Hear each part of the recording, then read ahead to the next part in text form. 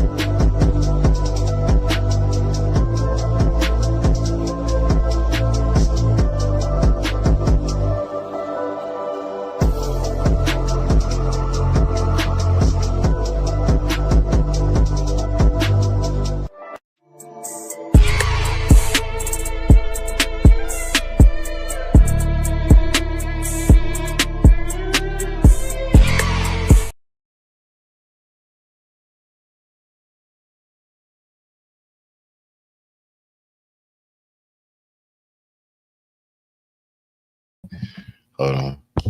Mic check 1 2. All right. All right. We are here. We are here. I want to have a heart to heart real quick before I even get into the show. All right. Now, of course, as always, respect. Welcome. Welcome back to Smitty's Corner with your host, Mr. 7 or 007. Much respect to the family. I appreciate everybody. If you'll just give me a quick second, I'm going to go ahead and make sure I go ahead and get myself all set up extra, right? Because I don't never know where I put it because my stuff gets all mixed up in StreamYard at times. Okay. All right. And I appreciate everybody for tuning in. The time right now is 5:19 p.m. East Coast Standard Time. And I thank you all so much for tuning in and watching. And I should put my phone on Do Not Disturb. That's right. I'm about to set my phone to Do Not Disturb.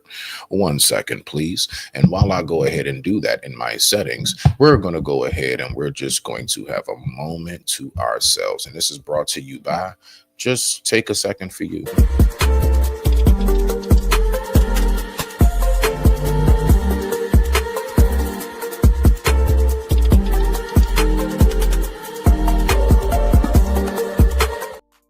All right, now that we are past that moment, I appreciate everybody. So I want to have a heart to heart real quick before we get to this topic, right? All right, this is going to sound a little wild to some people, right? I'm about to talk about the relationship between a son and his mother and how unique it can be, right? Like, seriously, right? I'm smiling because no one, like, not many's going to understand it. So just to go ahead and put it out into the ether, right? So let's go ahead and do it. Let's go ahead and just, let's just put this out into the ether. All right. So now, first of all, of course, I'm talking about my mama. So I need my mother's turquoise, right? My mother's turquoise. Okay, now. And for those who not hip, I say that because it is. My mother's two favorite stones is amethyst. She loves amethyst, and turquoise. She loves it. Mine's is onyx, obsidian, and topaz. Onyx, obsidian, and topaz. Oh, and opal. You ever seen opal? I'll show you opal after I tell my story. It's beautiful. Google it for yourself. Look up opal. Gorgeous. Absolutely gorgeous stone. I'm going to get me an opal ring and an opal chain one day. I'm not playing, but I got to make sure it's real opal. So let's get to it, all right? I appreciate everybody for watching. The relationship between the mother and the son. So there are some people that just don't understand, right? All right, so I'm the type of guy, I go ahead and me and my mother's relationship is different, y'all. Like my mom is like, she's a classy corporate working, church going shit talker. I mean, really, for the lack of better words, honestly, like my mom's she's very much so corporate. She's classy, business, everything. But like when it comes to family, she's really family, right? So I remember my mother, she was telling me as far as like, just, growing up for her. So while she's telling me all of this, I'm listening to her. I'm like, okay, all right, bet. What is it? I asked her one day, I said, how was it like, you know what I'm saying? Like authority wise, because I was trying to figure out, like, are we different? Like, do you think it's different the way we communicate? She said, yeah, it's different as far as how far we go back. But she said back in the day, the way she was raised, like, they kind of like, it was a little talking in the house. I'm talking about like between like the youth and the elders. People don't get when me and my mother would be speaking and we talking and we just talking. People don't understand. Me and my mom's is just talking. And I may say something like, Ma, that shit don't make no sense. And a lot of folks be like,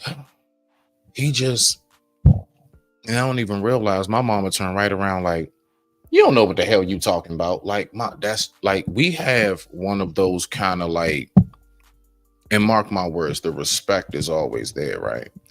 But it's just one of those relationships. And I don't know if anybody can relate to it. It's like, now, mind you, ain't no F-bombs.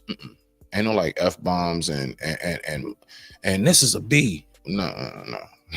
Dead. I'll get beat with the Bible. My mother will beat Good Shepherd United Methodist right smooth back into my black behind at the age of 42 if I was to talk like that. So don't get it twisted. But like, we do have this like kind of like, it's a very different dynamic. Like like me and my mom's too, like a slight, like we kind of shit talk with each other. But it's like, it's just some like uptown you know what I'm saying? It's like, it's where we're from. It's like where we're from. Like, and again, it's not, see, it's so hard. I'm having a hard time even trying to explain this. It's not even like a disrespectful thing, but like we talk like on some like cool shit. Like ever since I like came into my place of a man, and my mother started to respect me a lot more in my place of a man, she it's like, you know, she get it.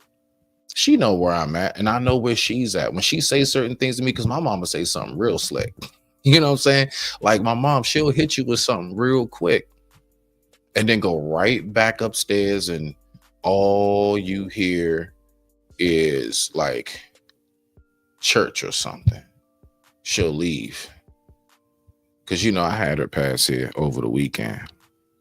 And we had gotten to a little back and forth about how the green should be strained. Yeah. Mm-hmm. Yeah. The whole argument was over how we should strain the greens. So I'm outside, and me being a chef, right? But my mom being home cooked, and her just being my mother, right? So she's over here. And so while she here, her family and stuff like that, you know, the whole Easter Sunday thing, I had some family over for the weekend, which was pretty dope. And man, she's sitting up here the whole time. She's like, now, you know, that is not the way you do it. I said, excuse me, ma'am. I think I'm the one with a safe serve certification. Don't talk shit to me.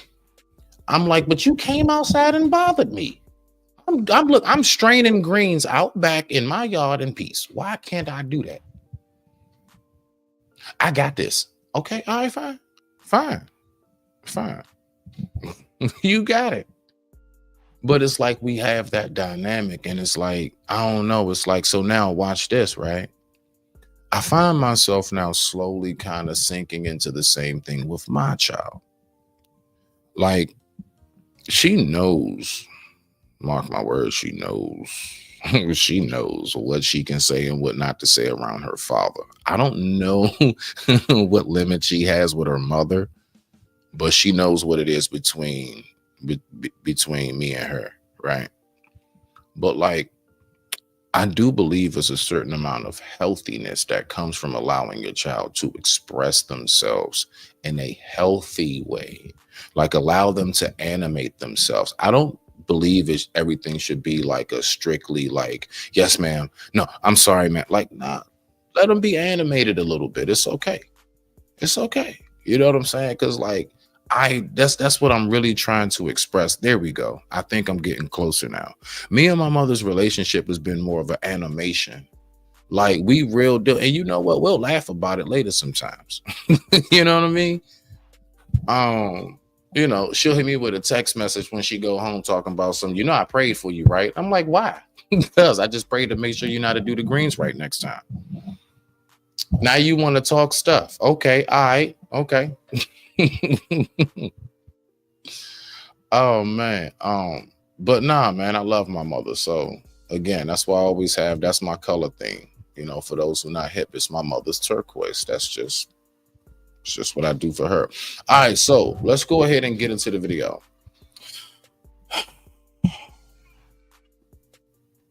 Everybody, I'm going to present something, okay?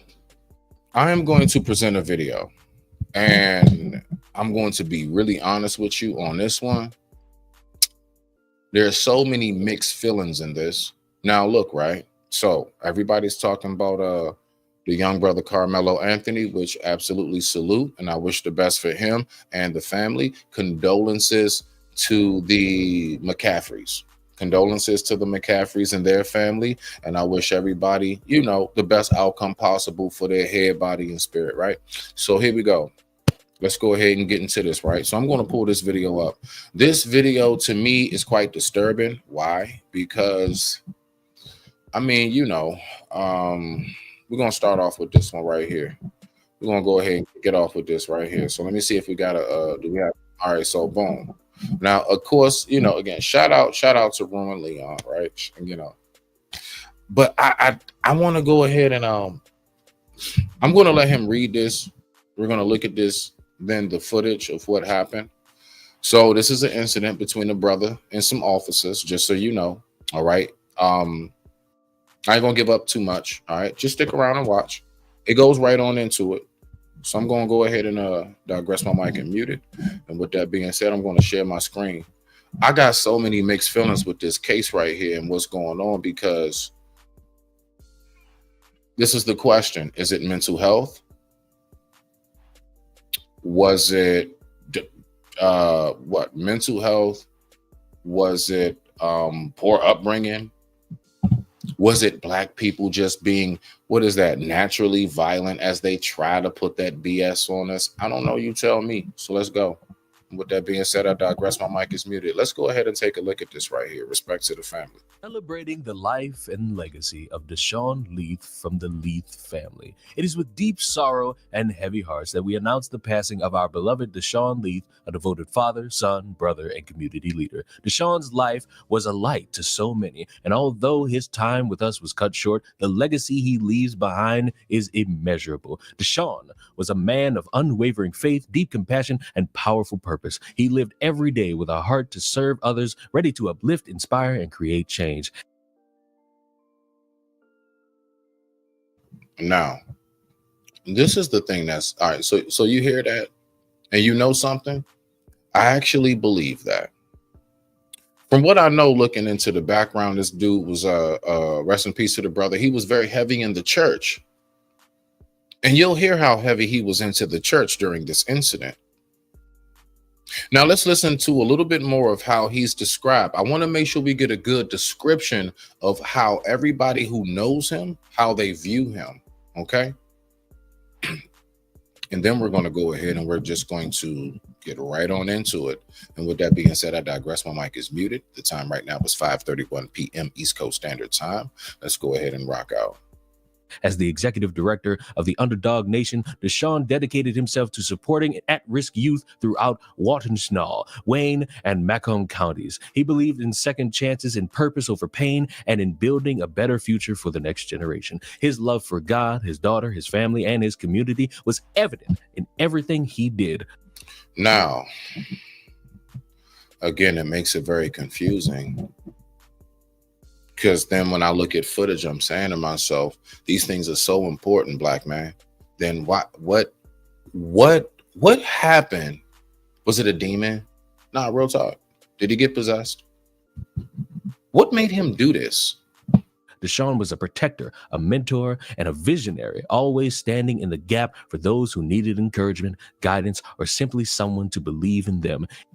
All right. So with that being said, what we're going to do is, right, we're going to go ahead and skip forward, right? We're going to skip forward to the incident. All right. Boom. So let's go ahead and get right on into the incident. We are going to take a 17-second commercial break, and we're going to get right on into it because we got to make sure we pay tribute to the sponsors. And this is brought to you by Salute to the Fall Babies. After these messages, we'll be right back.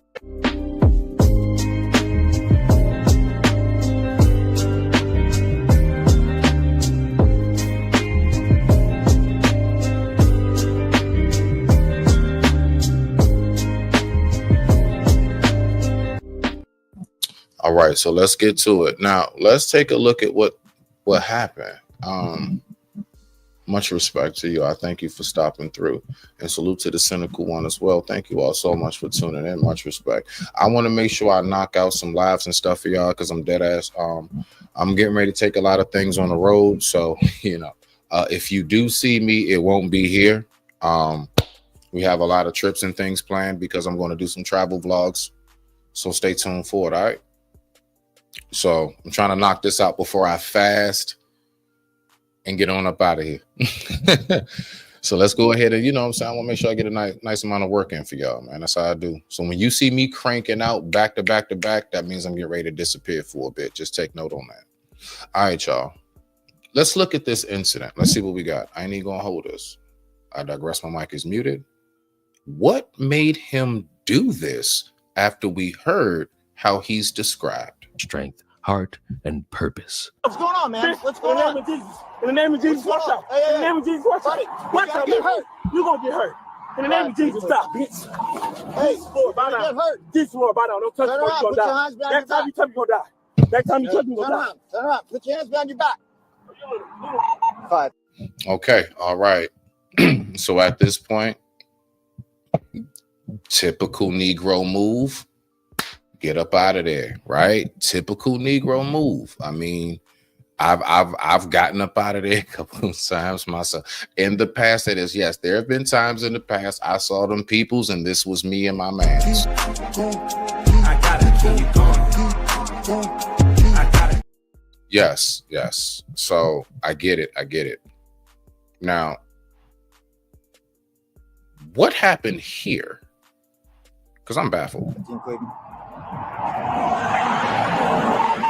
Okay, and Bucker, you in 3, Send me another unit. 2, He's on foot, going down the road. 1, and he's on his way back. I don't know what kit.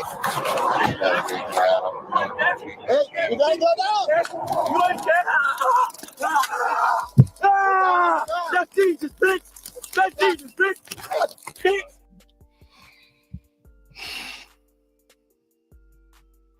Timepiece frosty, that's why you only get one chance to cross me.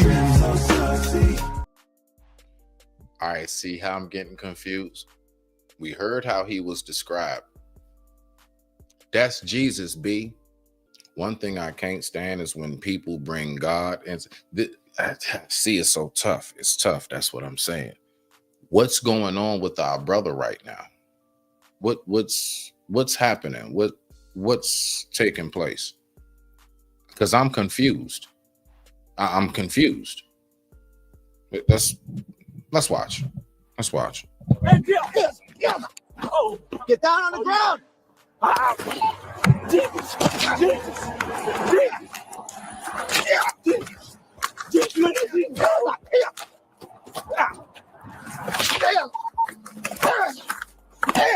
Jesus. Holy no Jesus.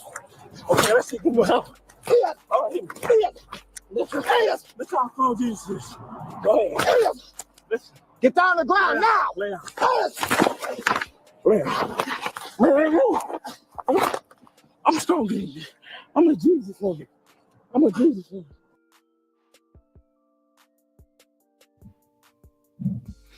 Condolences to the family. And rest in peace to this brother. I do believe the officer is okay, if I'm not mistaken. I don't know. What happened here? And why does he keep bringing the Lord into it? Again, it's so tough. Now, on this one right here, right? I need to know if he has any mental. Now, I'm going to do a follow-up. This is the initial. I'm going to follow up. And goes well. Does he have a mental diagnosis?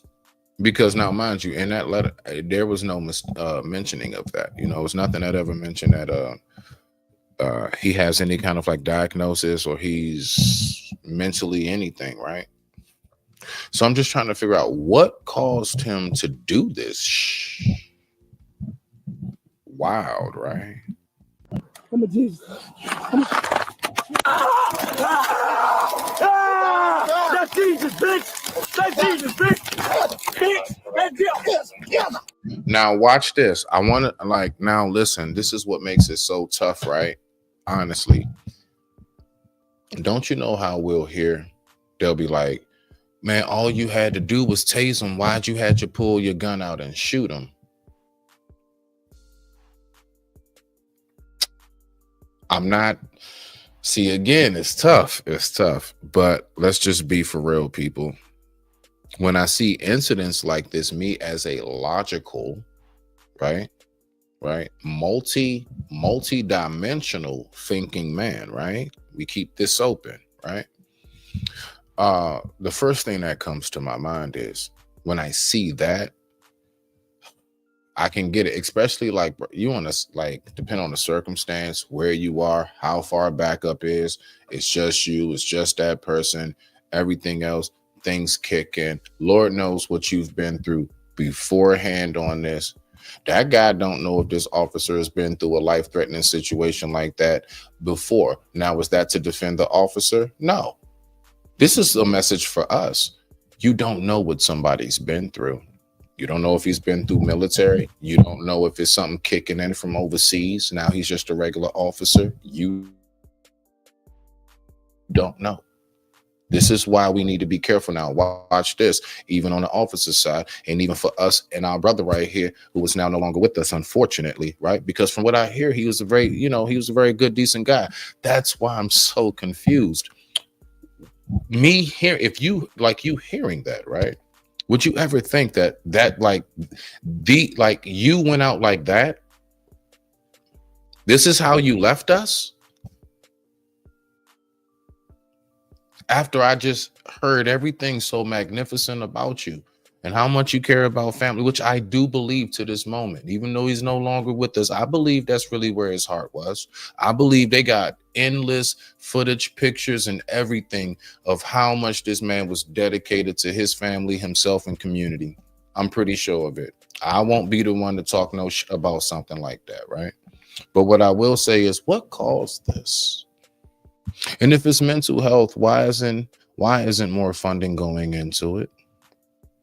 If it isn't, if it is a demon, then should we start funding in like exorcist foundations? What should we do? My point is, what should we do to make sure that we can correct some things, right? And then I got, of course, 2 more stories for us because we really gonna get into it. So with this being said, I'm going to go ahead and get back to this video and let's look at what we got. I digress. My mic is muted. Respect to the family. The time right now is 5:41 p.m. East Coast Standard Time. And I thank you all so much for watching. What caused this brother to do this? Oh, get down on the ground.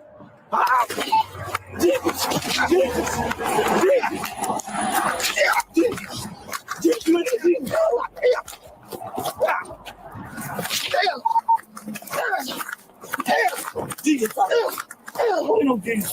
Okay, let's see. Give me help. All right, let's talk for Jesus. Go ahead. Let's Get down on the ground now. lay out. Lay out. I gotta be honest. See, again, it makes it tough. It makes it tough, y'all. Usually we only see a fight lasting this long when it's like one of them versus another one of them. That ain't no demon. Tell me about it, Brody. And believe me, if you can or whatever, shoot, pull up and talk about it, even if it's just for a moment. I want to hear from y'all. But not real talk, though. I'm trying to figure this out. Does it not make it tough, considering we know that usually we'll say, man, he'd have been shot him, right? And let's just be for real. I gotta be honest. The officer is real deal. Like, he went with taser. We cannot say he did not do that. I saw at least about 5 to 6 times he hit him with the taser only. Never reached for his strap. After the taser failed, he went back old school and went with the hands. You even hear him going, ah. You hear him. You can hear him. You can hear it. You hear it. Ah. You know what I'm saying? Like, you hear him going for it.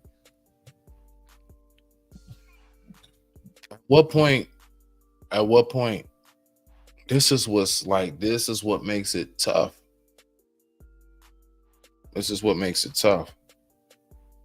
You said that ain't no demon, then what is it then, bro? I don't know. If it ain't a demon, then you tell me, what is it then? What the hell is it then? I'm strong in you. I'm a Jesus for you. I'm a Jesus for you. I'm a Jesus. Okay.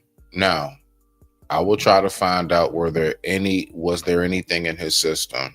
Listen, I ain't even talking about like street. You got prescribed medications from the doctor, all right, that you get from your local Walgreens, CVS, Rite Aid, whatever you go to, and it'll have you do some crazy stuff. Sorry. So I want to know, is there anything in his system? Because everything I'm hearing does not match with how I'm seeing he's conducting himself now. And I'm all about just trying to learn, why does a person do what they do? What caused him to do this? Now you did that with off the radio. You did it just for you. The devil off the radio. Play that good gospel music. Everlasting.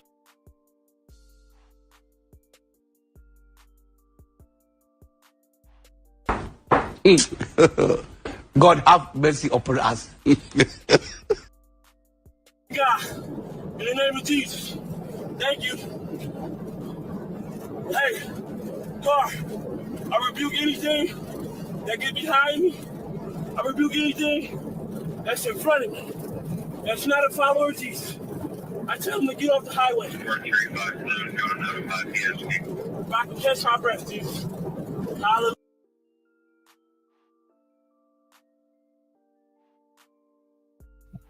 All I'm gonna say is this, right? And somebody as a true believer, right? You know what? I'm gonna chalk it up to mental. He has just some kind of mental. That's all it is. I think he has something that probably was never addressed. You do have a lot of black families. You know what we'll do? We'll say, nah. Such and such or whoever, they don't need no what's that called? Therapy. All we got to do is just pray for them, so on and so forth. So I understand that. I get it. But nah, real talk, I'm going to chalk it up to mental health. Let's just say it's mental health, okay? Okay. Let's get back to it. You know why I believe? They got a mark on my face. You know why I believe? I got Jesus, baby. I got Jesus. The fuck out the way, kid, got Jesus. And I told him about us looking forward. There ain't no next slave mentality. Oh, shit. There ain't no next slave. Oh, shit. Oh, shit. Hold up. I didn't know. Whoa. I'm sorry. I don't know if y'all noticed. That's a raw reaction. That is a raw reaction. I didn't see this video that far. I'm sorry. Let me let me calm down. Let me go ahead real quick, y'all.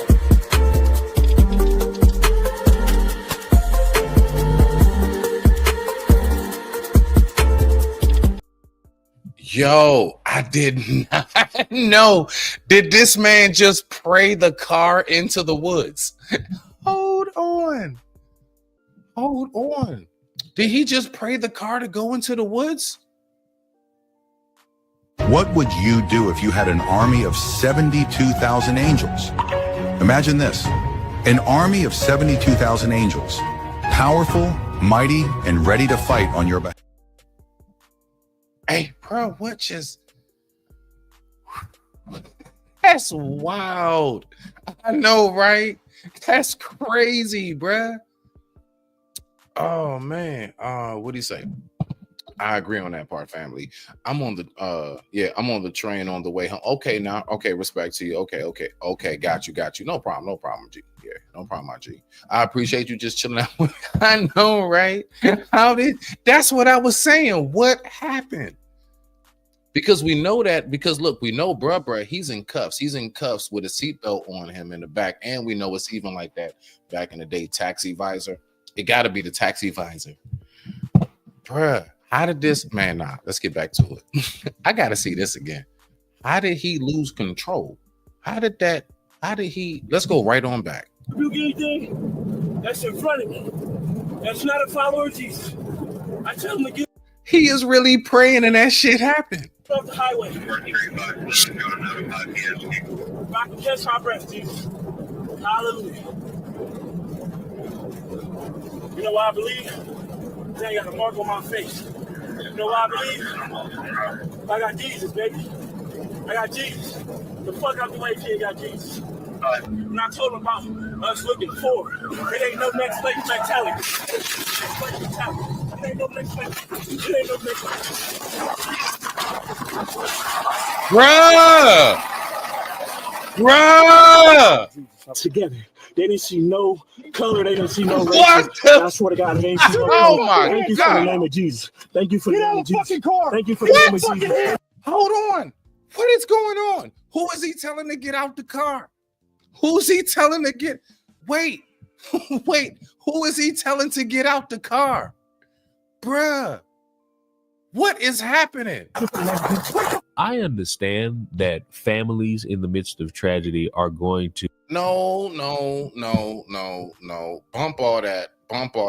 I'm going back on this ride again. I'm sorry, y'all. We got to take this ride one more again. What just happened?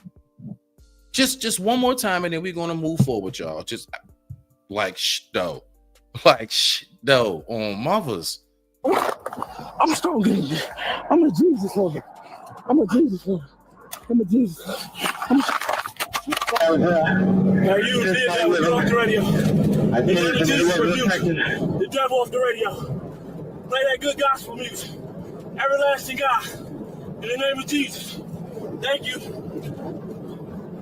Hey, car. I rebuke anything that get behind me. I rebuke anything that's in front of me.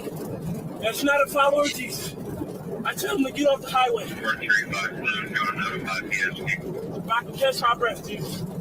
Hallelujah. You know why I believe? Because I got a mark on my face. You know why I believe? I got Jesus, baby. I got Jesus. The fuck out the way, kid, got Jesus. And I told him about. Now, at this point, everybody, this is right around. Let's try to really look. Did he clip a car? What happened? What was that? The Holy Ghost? What happened? Us looking forward. It ain't no next place mentality. It ain't no next place. It ain't no next place. And my man still talking. Hey, look, this is my thing. I can't front. I can't front. I gotta give it to him. The whole time the car flipping over, you didn't hear him miss a beat. He didn't hit no kind of he didn't hit mama. He didn't hit nothing. He stayed focused. He was focused. That man. God have mercy upon us. Yo, he was so focused. Peep how the whole time the car flipping over, sliding, it's like he didn't even move. And I thought I was protected by angels. Wow. You know what I believe? I got Jesus, baby. I got Jesus. The fuck out the way, kid, got Jesus. And I told him about us looking forward. It ain't no next place mentality. It ain't no next place. It ain't no next place.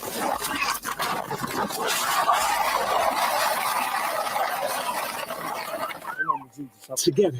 They didn't see no color. They didn't see no. He's still going on a prayer. Races. I swear to God, they didn't see no color. Thank you for the name of Jesus. Thank you for the name of Jesus. Thank you for the name of Jesus. Thank you for the name of Jesus. I understand that families in the midst of tragedy are going to remember their family member in all of the positive light and all the good things that. And yes. Okay, so now that we're past that part, let's bring it on back, people, because, and like, seriously, I mean, this guy did pass away. I'm not sure of what, because listen, this is why, bruh, just like when you type this right here, I'm serious. I feel the exact same way. My brain is not, bruh. He sounded like he was perfectly fine through that whole car crash. Now I'm wondering, did the car crash take him? I don't know the whole story. This is all raw reaction. You all don't know the video, neither do I. We're watching it fresh together, right? Hold on, what? The cop clipped. He clipped before. Oh, he clipped the car. Okay. Let's get back to it. That they've done in their life. Even as we humans are naturally making mistakes, we try to improve. And this man seems like the type of individual who is trying his best in creating some type of structure and foundation where people who've screwed up in life, whether big or small, could potentially have a second chance at righting the ship and making sure that the rest of their life is better than the previous forms of their life. And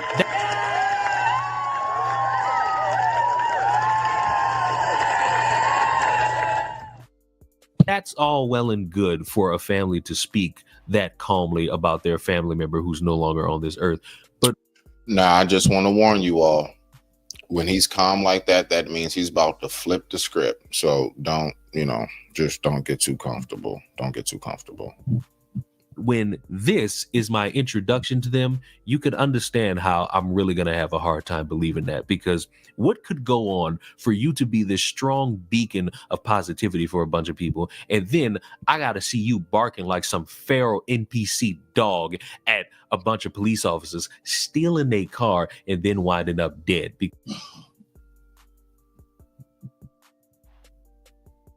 He was driving. Wait a minute.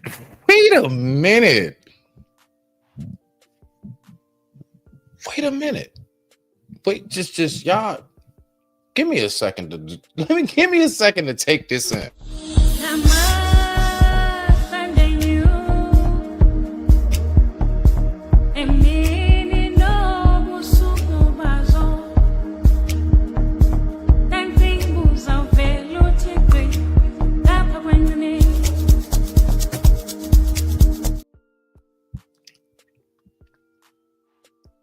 I thought that was the Vaughn, if you still there.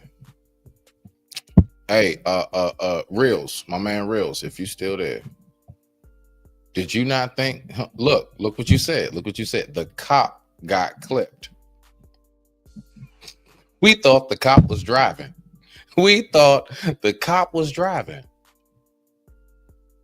That was him behind the wheel. I thought that was him. We thinking that's him talking from the back seat of the car. He stole the car. That was him driving the car. So when the officers came and said, "Get out," now I get it. When they say get, because I was wondering, what I was wondering? I was confused. I'm like, so you telling me that car flipped over and the officer was able to just get out like on some Terminator, like he was Terminator, liquid metal. So he was able to just get out the car, and then, bruh, I see you, fam. Respect. I'm just like real talk though. So he was able to get out the car and then be like, "Get out the car." No, those were the officers right behind him. And no, now we know. No, the police chasing them. Yeah, they clipped them. They went on ahead and clipped them. It's a specific term for it too. I got a brain fart. It's a specific term for that.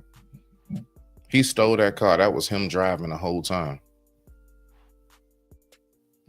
We got more stories to get to, so I'm not going to rewind it again, but just go back over this, because this is wild. This is, you right as I said it, bruh. Right? This is wild. Bruh. Because you are not somebody who could be viewed as a leader who is giving people second chances. You look like somebody. And that's why, no, because see, listen, this is where I have my part of, he's not here to defend himself. And if anything, I would like to hear from the family.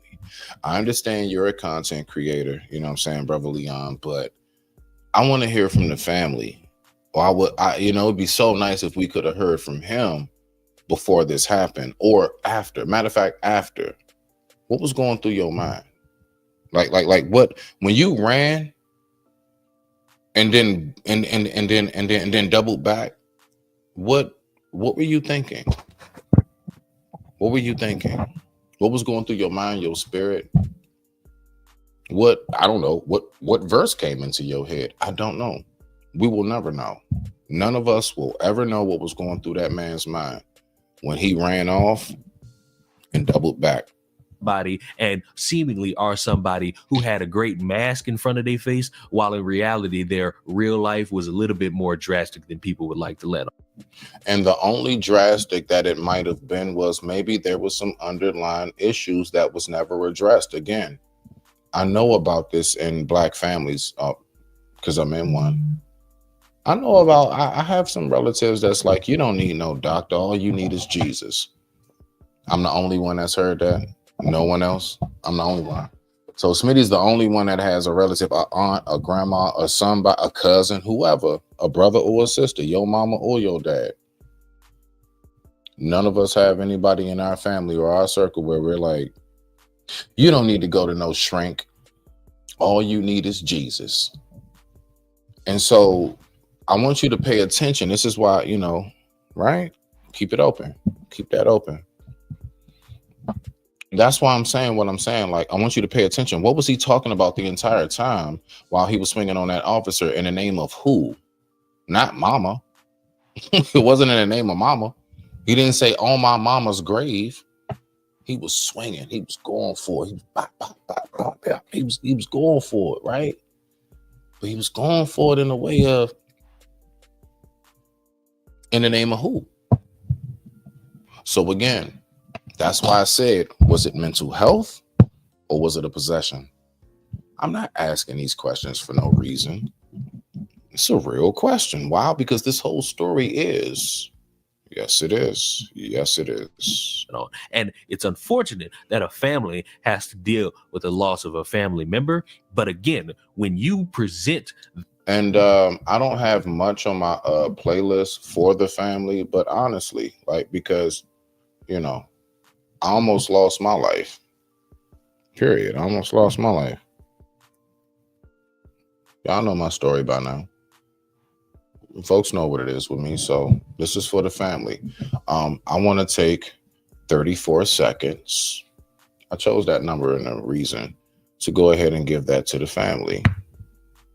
It's just for you all. Condolences.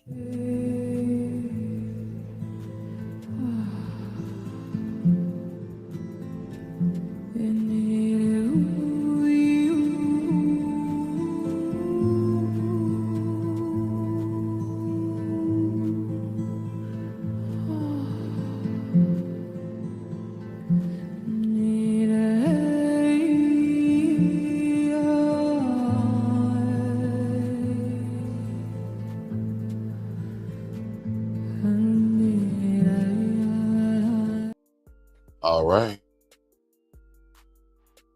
34 seconds it is. Let's go ahead and get back to it. With that being said, the time right now is 6:02 p.m. East Coast Standard Time. And I thank you all so much for watching. Thank you all for tuning in. Respect to the family. Let's get back to it. And we're going to go ahead and we're going to get to another segment. Like, all of this is leading up. Now, the main thing that I'm talking about today is, what's the problem with us today?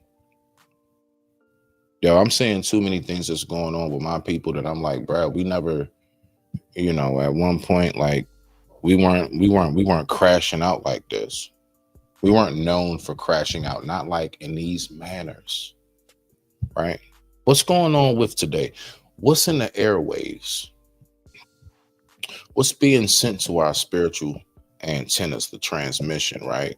The antennas. Well, like, what's being sent our way? What medications are they giving us? What's in the food? What's in the water? What's in the air? It's something got us tripping. I'll speak about it. I know it's not the funnest thing to talk about, but it's something that needs to be talked about. And you know what? Even if you're not here during the live will stay up. And as we know, the internet is forever, right? Because this is the new wave. So as long as I can put it into the ether, right? As long as I can just go right on the head and stick it smooth on out into that ether, I think that everything should be just fine. Now let's go. We're going to keep on pressing forward with this message. We're going to stay consistent on it because we are the lambs. And with that being said, we're going to take a very, very quick commercial break. And this is brought to you by us and who we are. We are the lambs. Let's go ahead and get to it.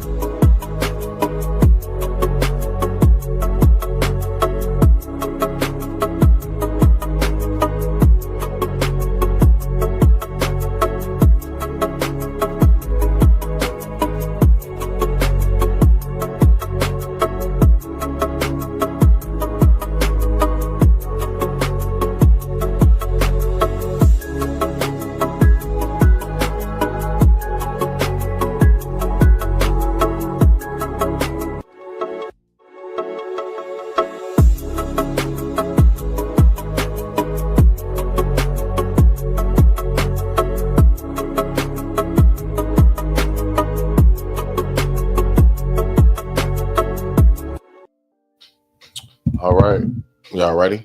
Let's go ahead and get back to this. We got 2 more segments. We're going to catch up on something. Now, again, every story that I'm getting ready to pull up, I got 2 more clips. I got you. I want to make sure that we're talking about things that nobody else really wants to tap in and hit on, and the little aspects of what we all are talking about that nobody wants to pick up on. My phone died, don't mind me. All right, so let's go ahead and get back to it. With that being said, I digress. My mic is muted. We're going to listen to about 2 more minutes of this, depending on how it goes. We're going to float on right to the next video. Let's get to it. Their eulogy as if they are a positive beacon whose life was cut short, and then I got to see the reason why they did, and it's nothing of that said structure. I'm gonna have a hard time believing it. No, I do believe that there are those of us who real deal, like those who know that person. They're like, nah, you don't know the stories we know. I do believe that to be the case.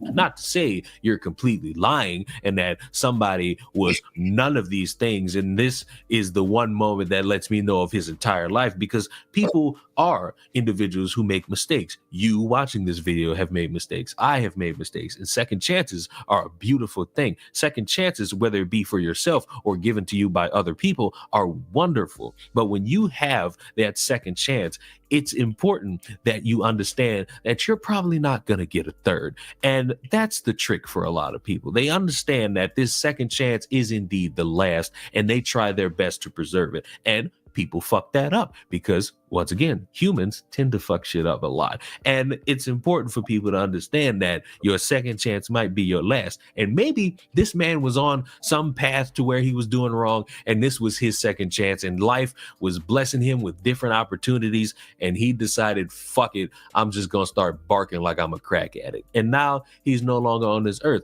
and that's sad for the family. But my form of sympathy is out the window because I'm not seeing somebody in the moment, in the present, who's okay. So, my bad. So I'll take it as, I think possibly he might have passed away from the car accident. Maybe even while he was talking, maybe that was just raw adrenaline, still brain function, adrenaline, everything. Maybe he passed away from injuries later on. Let's go. Being wronged by the unlawful hands and decision making of police officers. I'm seeing a dude who was going to have that outcome occur anyway, because look what was going on in the video. How am I supposed to look at that and think, damn, he was taken too soon? Damn, he was taken unjustifiably. And that's what makes it so tough. His resume is beautiful. It is. The resume of his life is a beautiful resume. Dedicated man to the family, the whole nine, right? In the church, you know. He was about his community, everything. And somehow or another, these incidents, they took place. So that makes it difficult. So now what we're going to do is, hold on. Wow. Now we're going to go ahead and we're going to get to another segment of this show. Okay. Now this one right here is, I want us to go back on something. Okay. Now, You know how we talking about a lot of talk about Austin and his brother and how big that is. You know what just came across my time feed, and it just struck me. It struck me that this did just happen. And myself included, I was in the spaces. I was out here. And no one talked about this. I'm not even going to tell you what the story is. I'm going to just pull it up. It's right here. So while we talking about that, no one's talking about these two young brothers whose life turned out what it was over this reason. And I'm trying to figure out, like, I am curious, why was this just like swept under the rug? Like, why wasn't this like it? All right, so it's national headline news, but why wasn't this really pressed to the forefront? Like Austin Metcalf and the whole Carmelo Anthony incident. This right here. The man accused of murdering 2 high school students for no apparent reason has been found guilty. You may remember that. All right. So here we go, right? Here we go. Did you hear how that started off? The man accused of doing what? For what reason? Let's run it back. Let's run it back. The man accused of murdering 2 high school students for no apparent reason has been found guilty. You may remember this from June of 2020. Police say the victims encountered 19-year-old Leroy Battle at a corner store at 79th and Luella. The 2 students were buying candy and happened to ask. Even down to the innocence of it. The 2 students weren't buying roll-ups. You know what I'm saying? They weren't like in a store causing trouble. They weren't just hanging out and skipping. The 2 students, they were just buying candy. Candy. That by itself lets you know how still in that youthful stage they are. I remember those days. Don't we all remember those days when they had that little, you try to save your little lunch money or whatever you can? I just come from them days. I don't know about anybody else. I come from the days of like, I would like really, I would save my lunch money so I can get me some candy and I could play some video games at the arcade at the local laundromat. Okay. That was our thing. We would go to the laundromat to play the arcades. Okay. So that was just the thing. So let's go. How tall Battle was. Battle then followed the teens outside and shot them. Wait, what happened? What happened? Candy and happened to ask how tall Battle was. Battle then followed the teens outside and shot them both in a nearby alley. Jay Francis and his friend Charles Riley were both killed. A jury has now looking at that young brother right there. Looks like, you know, shirt. I can tell that looks like a school shirt. That looks like school uniform type, right? It's like a decent brother. Looks like he could have turned out to be anything in the world. Guess what, y'all? We'll never know. Condolences to the family once again. We'll never know. Why won't we ever know? For this reason right here. June of 2020, police say the victims encountered 19-year-old Leroy Battle at a corner store at 79th and Luella. The 2 students were buying candy and happened to ask how tall Battle was. Battle then followed the teens outside and shot them both in a nearby alley.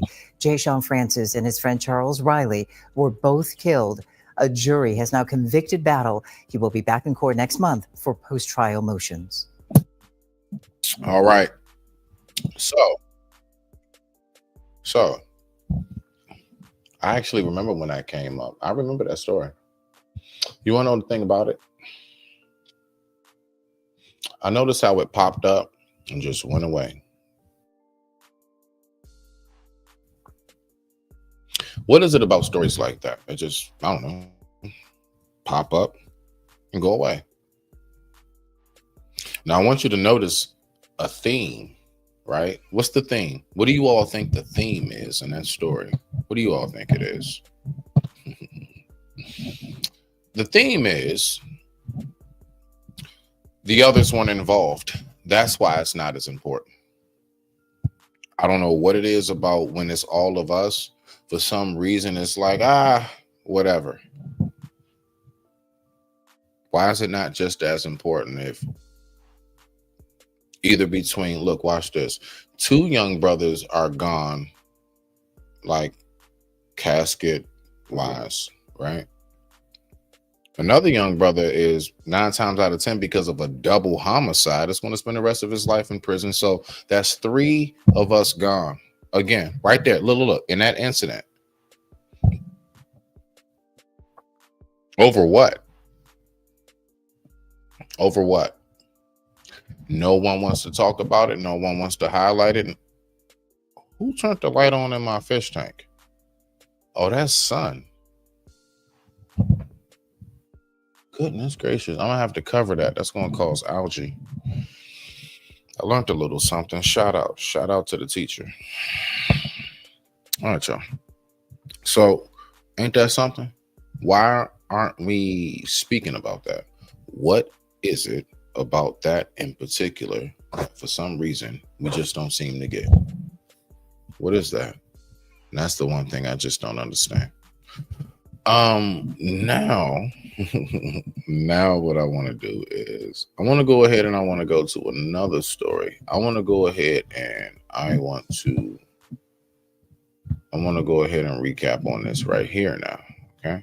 So this is what I really want to talk about more than anything. So let me ask you guys a question, right? Let me ask you guys a question. When it comes to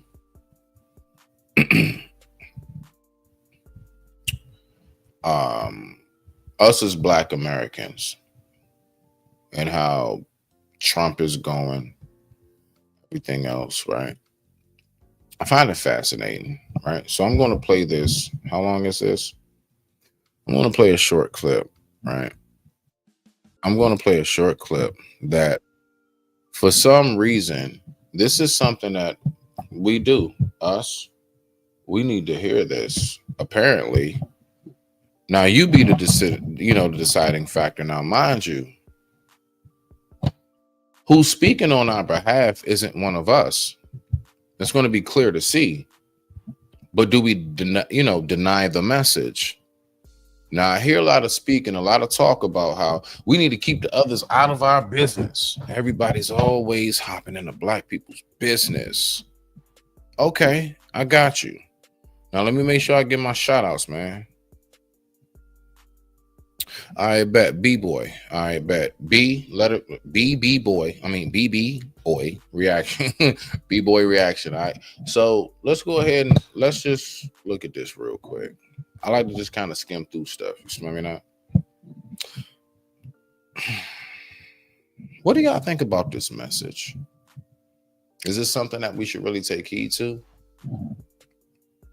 It's well known. It's a well-known issue that African Americans, Black people in America, so-called, don't know their history, that they're cut off from the history. Now, before I go to, is he one of us? Now, it doesn't matter, right? Now, we would say it's not about the messenger, right? The messenger is the message, right? I'm a firm believer in that. I'm a firm believer in I want the message. I don't care too much about, I just want to get where truth is, right? But let's look at this right here. History of Africa, and even the history of everything that they did and everything that was done to them in America. That's why you have Black History Month, right? So this is something that everyone knows about. Everyone is aware of this issue.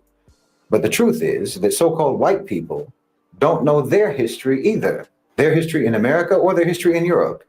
Americans generally don't know history, which is incredibly useful when you consider the fact that history repeats itself. Is it possible this story is true? Yes, it is. You're right. It's fact. It's incredibly useful to keep the entire population in a state of amnesia so that the whole country operates like the main character in that film Memento, you know? So you keep doing the same things that you've always done, and you never understand that you're actually doing the things that history has already judged to be crimes. You understand? You can do it. Wait. Am I the only one when he said, you keep doing the same things you've only done? All I'm going to say is, for me personally, I'm not telling you how to go about your political views or anything, but all I'm going to say is, I look at that when he said that, I was thinking about voting. We keep pressing each other. You should go this way. I'm talking about us as blacks who say you should be on the conservative side. Those of blacks who say, you know what I'm saying, you should be on the blue side of things. The fact is that do we not all collectively at some point see what has really changed? And we still complain about the same things. We still got the same crimes going on in our communities. We still have the same gripes. We still asking for reparations. Year after year, election after election, 4 after 4, 8 after 8.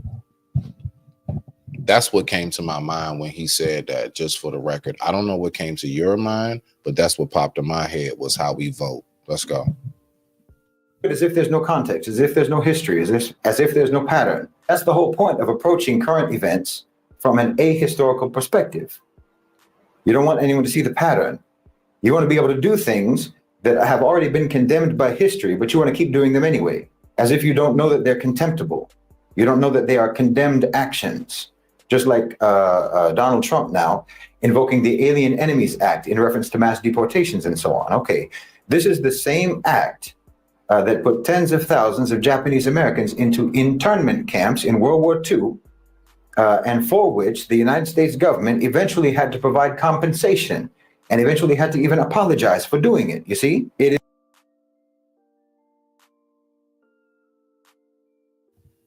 Okay. But is there not a large amount of us as blacks who have gone to City Hall, you name it, whatever, all kind of vlogs and podcasts and everything else, and just everyday talk around our friends and family that say, I'm sick of these people just being able to come over here and get the opportunities that we've always supposed to have. I want you to pay attention. Who did he name? He named the Asians. Have we not already complained? Now watch. See, people, you can't just let the fluff get you. Have we not already complained and noticed that the Asians have got reparations before us, Native Americans got reparations before us, but most of us could possibly be, like myself, Black Native Americans.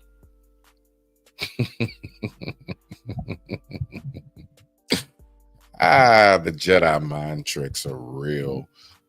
Forgive me. I'm sorry. Just because I said Jedi mind tricks, we're going to get right back to this video, but I need us to keep in mind there are a whole lot of course, what we know to be the illusions of this life.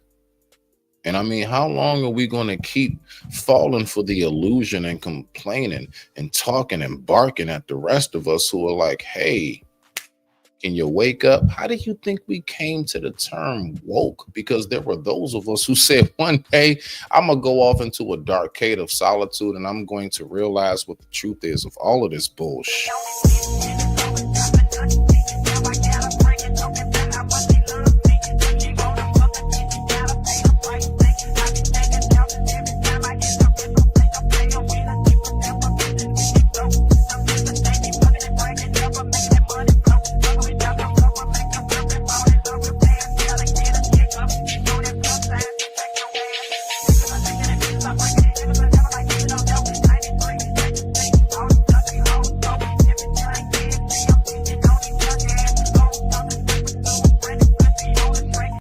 Is something completely contemptible that you did, but you want to repeat it.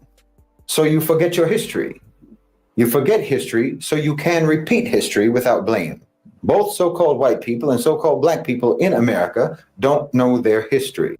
Now, wait, I got a hard time with that. He said so-called white, so-called black. So what he's implying is that y'all giving yourselves a term that ain't even real. Then what the hell are we fighting over? Carmelo Anthony, Metcalf. Hey, look, keep the third eye open, please. So-called. All right, if it's so-called, then what are we all griping about? Both have been told lies about the past, about their respective pasts. And the only reason for that is for the purpose of maintaining the continuity of the contemptible reality of how that society operates. Amnesia and fictional history serve as a preventative measure against change, against reform, against rehabilitation. America chooses to live like it's in the movie Groundhog Day. Now, let me help us out. Well, I said fruit juice. America is not about rehabilitation. Let's take the prison system, for example, and medication. Okay? Follow. It's not. The prison system says Department of Corrections / Rehabilitation. I mean, depending on where you are, they have programs, but anybody who knows, whether you've been one who's visited or had somebody behind bars or you've been there yourself, no, they just hold you, get the money off of you, then they let you out and they just wait for you to come back so they can continue the cycle of getting money off of us. Prison system is a business. Watch this, the pharmaceutical industry, right? Do you know that most of the things that we go through, depression, all kinds of things, why is it that they have every single year you need to get a flu shot where you can't? Let me be careful because they could shut me down. You could, like, there are things in life and places you can go where you can Magic Johnson everything. Do you get me? It's not about curing anything. It's about alleviating. You know, people who suffer from headaches, there are remedies and methods that are ancient. You'll never get a headache again. Why do you think they still sell Tylenol and Advil and Excedrin to this day? It's only about suppressing just long enough so that you then tweak out and have to come back. It's not about curing anything. Because if they cure it, the doctor who cures you is the doctor who won't have a patient again. The doctor who cures you is the doctor who will not have a patient again.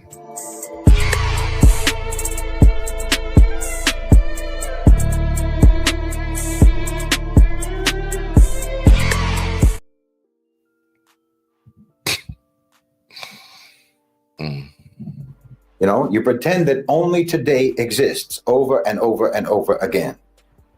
And because of this forced amnesia, because of this deliberate suppression of historical awareness, the people in America don't even recognize when they're reliving their own past. Now, I want you to peep. He said the people living in America, which means he ain't one of us. He ain't over here.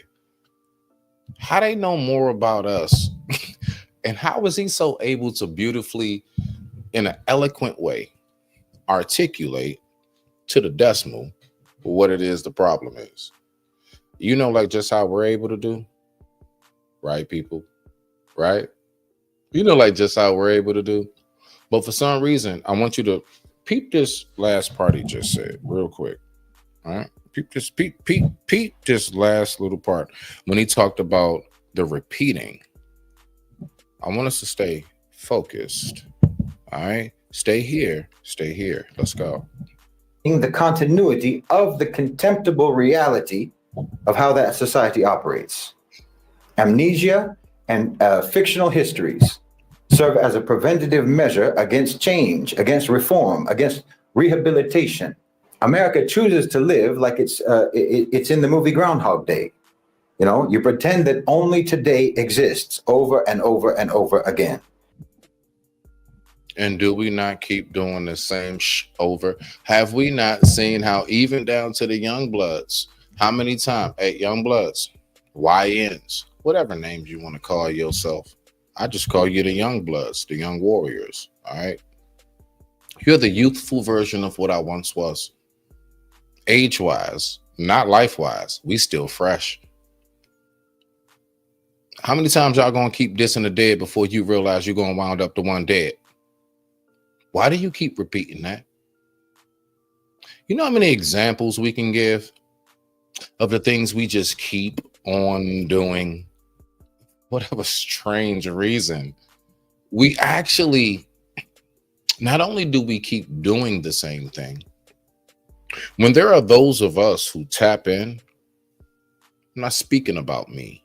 I'm not the only one. I'm not the only lamp. If I was the only lamp, the world would be dark. The world is lit because there are multitudes of us. I speak on behalf of an entire civilization of us that are spread throughout the world, just like the jewel shards in Inuyasha. Follow me.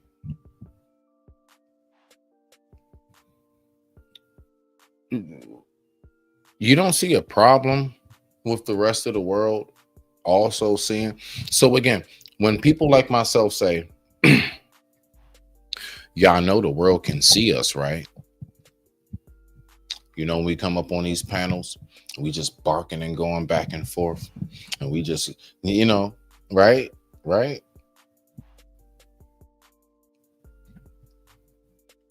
You know, they see us, right? I don't know who this guy is. Do you know who he is? I don't know. Watch this. Who is he? Let's look at what the title says. This says, must see, fearless activist. Hold on. They don't have his name. Of course, can we figure out who he is? Of course, in technology. But what I'm saying is initially, right now, this very moment, do you know who that is? There are some of us who may be like, oh yeah, no, I've seen this clip or I've seen him and other people. But the majority of us, we don't have a clue, myself included. And I'm a very well tapped in person when it comes to the intellects of life. Never seen Cuz. Never seen Cuz. Matter of fact, when he popped up, first thing came into my mind was, what are those? Let's get it. And because of this forced amnesia, because of this deliberate suppression of historical awareness, the people in America don't even recognize when they're reliving their own past. They think that they're facing something new. Stretching. Wow. Don't realize you're reliving your own past. And for some reason, you really got this thing in our heads where, you know, we think that is something new. We'll be right back after these quick commercial messages. And this is brought to you by exactly who we are if you come over here. That's right. We are the lamps. After these messages, we'll be right back.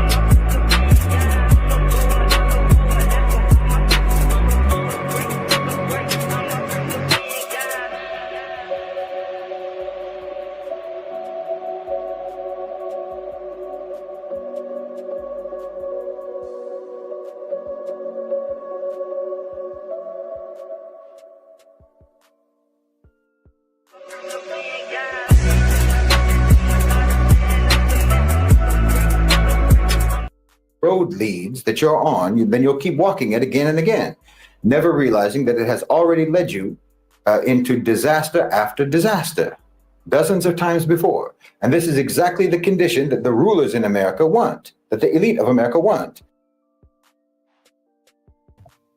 Is that why Black Wall Street has yet to be rebuilt? Just a question. Not just for Black people, not just for so-called white people, but for everyone. Because the most effective way to ensure that a crime continues is to make sure that it is never recognized as a crime, to make sure that every time you commit that crime, it feels like the first time, you know? So I don't know why. Why does he feel like a German scientist? Like, why does he feel like one of them, like, espionage, like, mastered the language? But you can see it in the features. Like, that's some kind of, like, his last name looked like it's something like a Tchaikovsky. You know what I'm saying? Like, he looks like a Tchaikovsky type. You know what I mean? From like Scandinavia or some I don't know. Let's go. So when Trump talks about invoking the Alien Enemies Act, most Americans don't hear the echoes of history from that. They don't hear the voices of the Japanese Americans who were dragged from their homes and put behind barbed wire for years and years. They don't remember that that country had to apologize for doing exactly what they're about to do again. Yeah. The American mind resets every morning, and that's the perfect condition for those in power. Because if people really understood history, then they would recognize that nothing about the American system is accidental. Every aspect of it, from its racial hierarchies to its economic disparities to its unjust foreign policies, is simply a continuation of an old script, a script that has played out again and again, always leading to oppression, always leading to exploitation, always leading to war, always leading to misery. And this is why in America, history isn't taught. Fiction is taught, legends are taught, myths are taught, but not history. Because real history would be dangerous. Real history would break the illusion and potentially break the cycle. So-called white.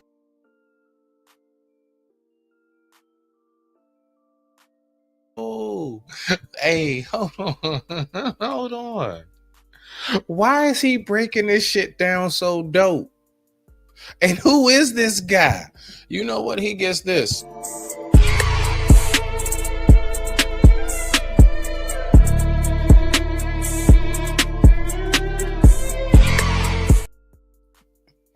They don't remember that that country had to apologize for doing exactly what they're about to do again. The American mind resets every morning, and that's the perfect condition for those in power. Because if people really understood history, then they would recognize that nothing about the American system is. Wait, if you were detained.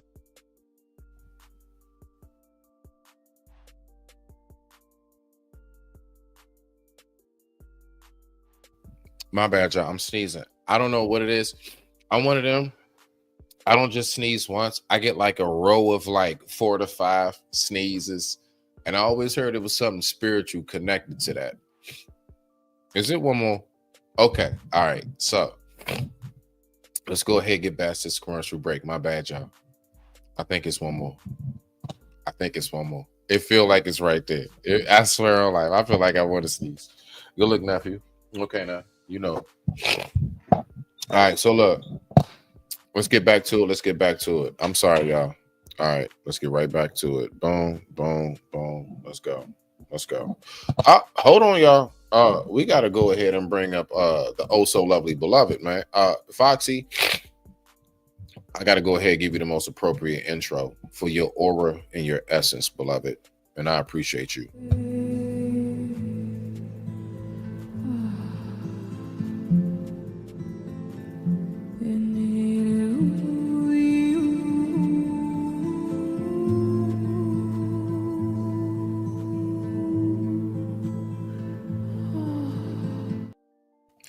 What's going on? How you feel, Foxy?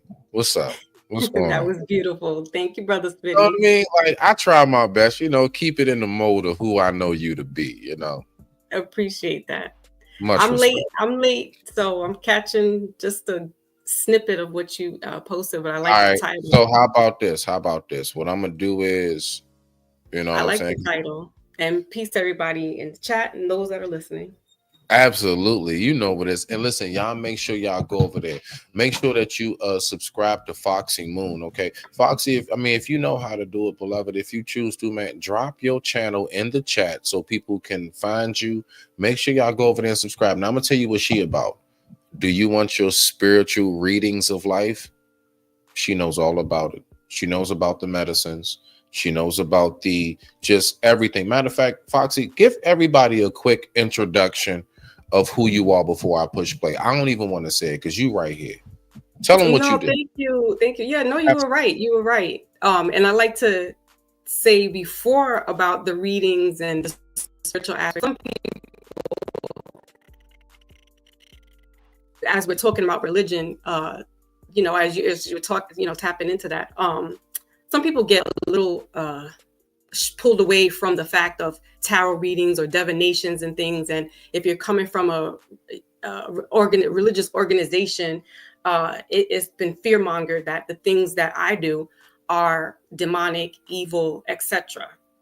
So I, you know, basically tell people they're interested, yes, but my channel is definitely like what Brother Smithy has here, where we're opening up the dialogue of many things, you know, culturally, what's going on in current events, spirituality. It's a plethora of things that are on my channel, but also I do readings. I talk about herbal medicines, you know, things to help us get right and help us get centered spiritually. Also talk about crystals. And I think that's pretty much it. Numerology, everything. Right. The healing astrology. The healing crystals. The healing crystals, right? Exactly. I heard a lot about, real quick before we get back. Everybody, we're going to get right back on track. I got to ask you this question. I heard a lot about the whole copper bracelets and stuff. Right. What's that about? Yeah. What's that about? Like the healing properties. I've looked up a little bit. Yeah. Right. The copper is a conduit, as some may know. And the healing properties, for one, is why I wear it. It helps with inflammation and arthritis. So we would see like our elders wearing copper bracelets or copper bangles. And I never understood that because they never spoke about it. It was more just like, for me, in my mind's eye looking out, it was like jewelry. But really, copper has a lot of healing properties. It takes out the parasites. So, you know, even drinking from a copper mug. I'm what, maybe 5 years into learning about copper. So yeah, it definitely has healing properties. And for somebody like myself who suffers from rheumatoid arthritis, I have copper rings on my fingers and the bracelets. And so, yeah, it definitely has a lot of healing properties. You can even use a copper, like instead of getting a water glass, which is good as well to drink your water out of, copper, because it filtrates and it purifies that water as it's going into your body. Yeah, definitely. Like a copper chasel. Yeah, it's called copper mule, and you can also get a copper, but it has to be strictly copper, because there's people that are making it, but they have like stainless steel at the bottom. Like it has to be completely copper. Basically like gold plated. It's not gold. It's just that little. Yeah, I know. Yeah, I'm here. So I have those conversations on my channel, and you know, I don't profess to be someone who knows it all. I know a little something about everything. I'm a student of knowledge and seeking, and so, you know, I incorporate what I know, and if I don't know it, I'm not going to talk about it. I'll tell you I don't know it, and we'll find out together. All right, bet.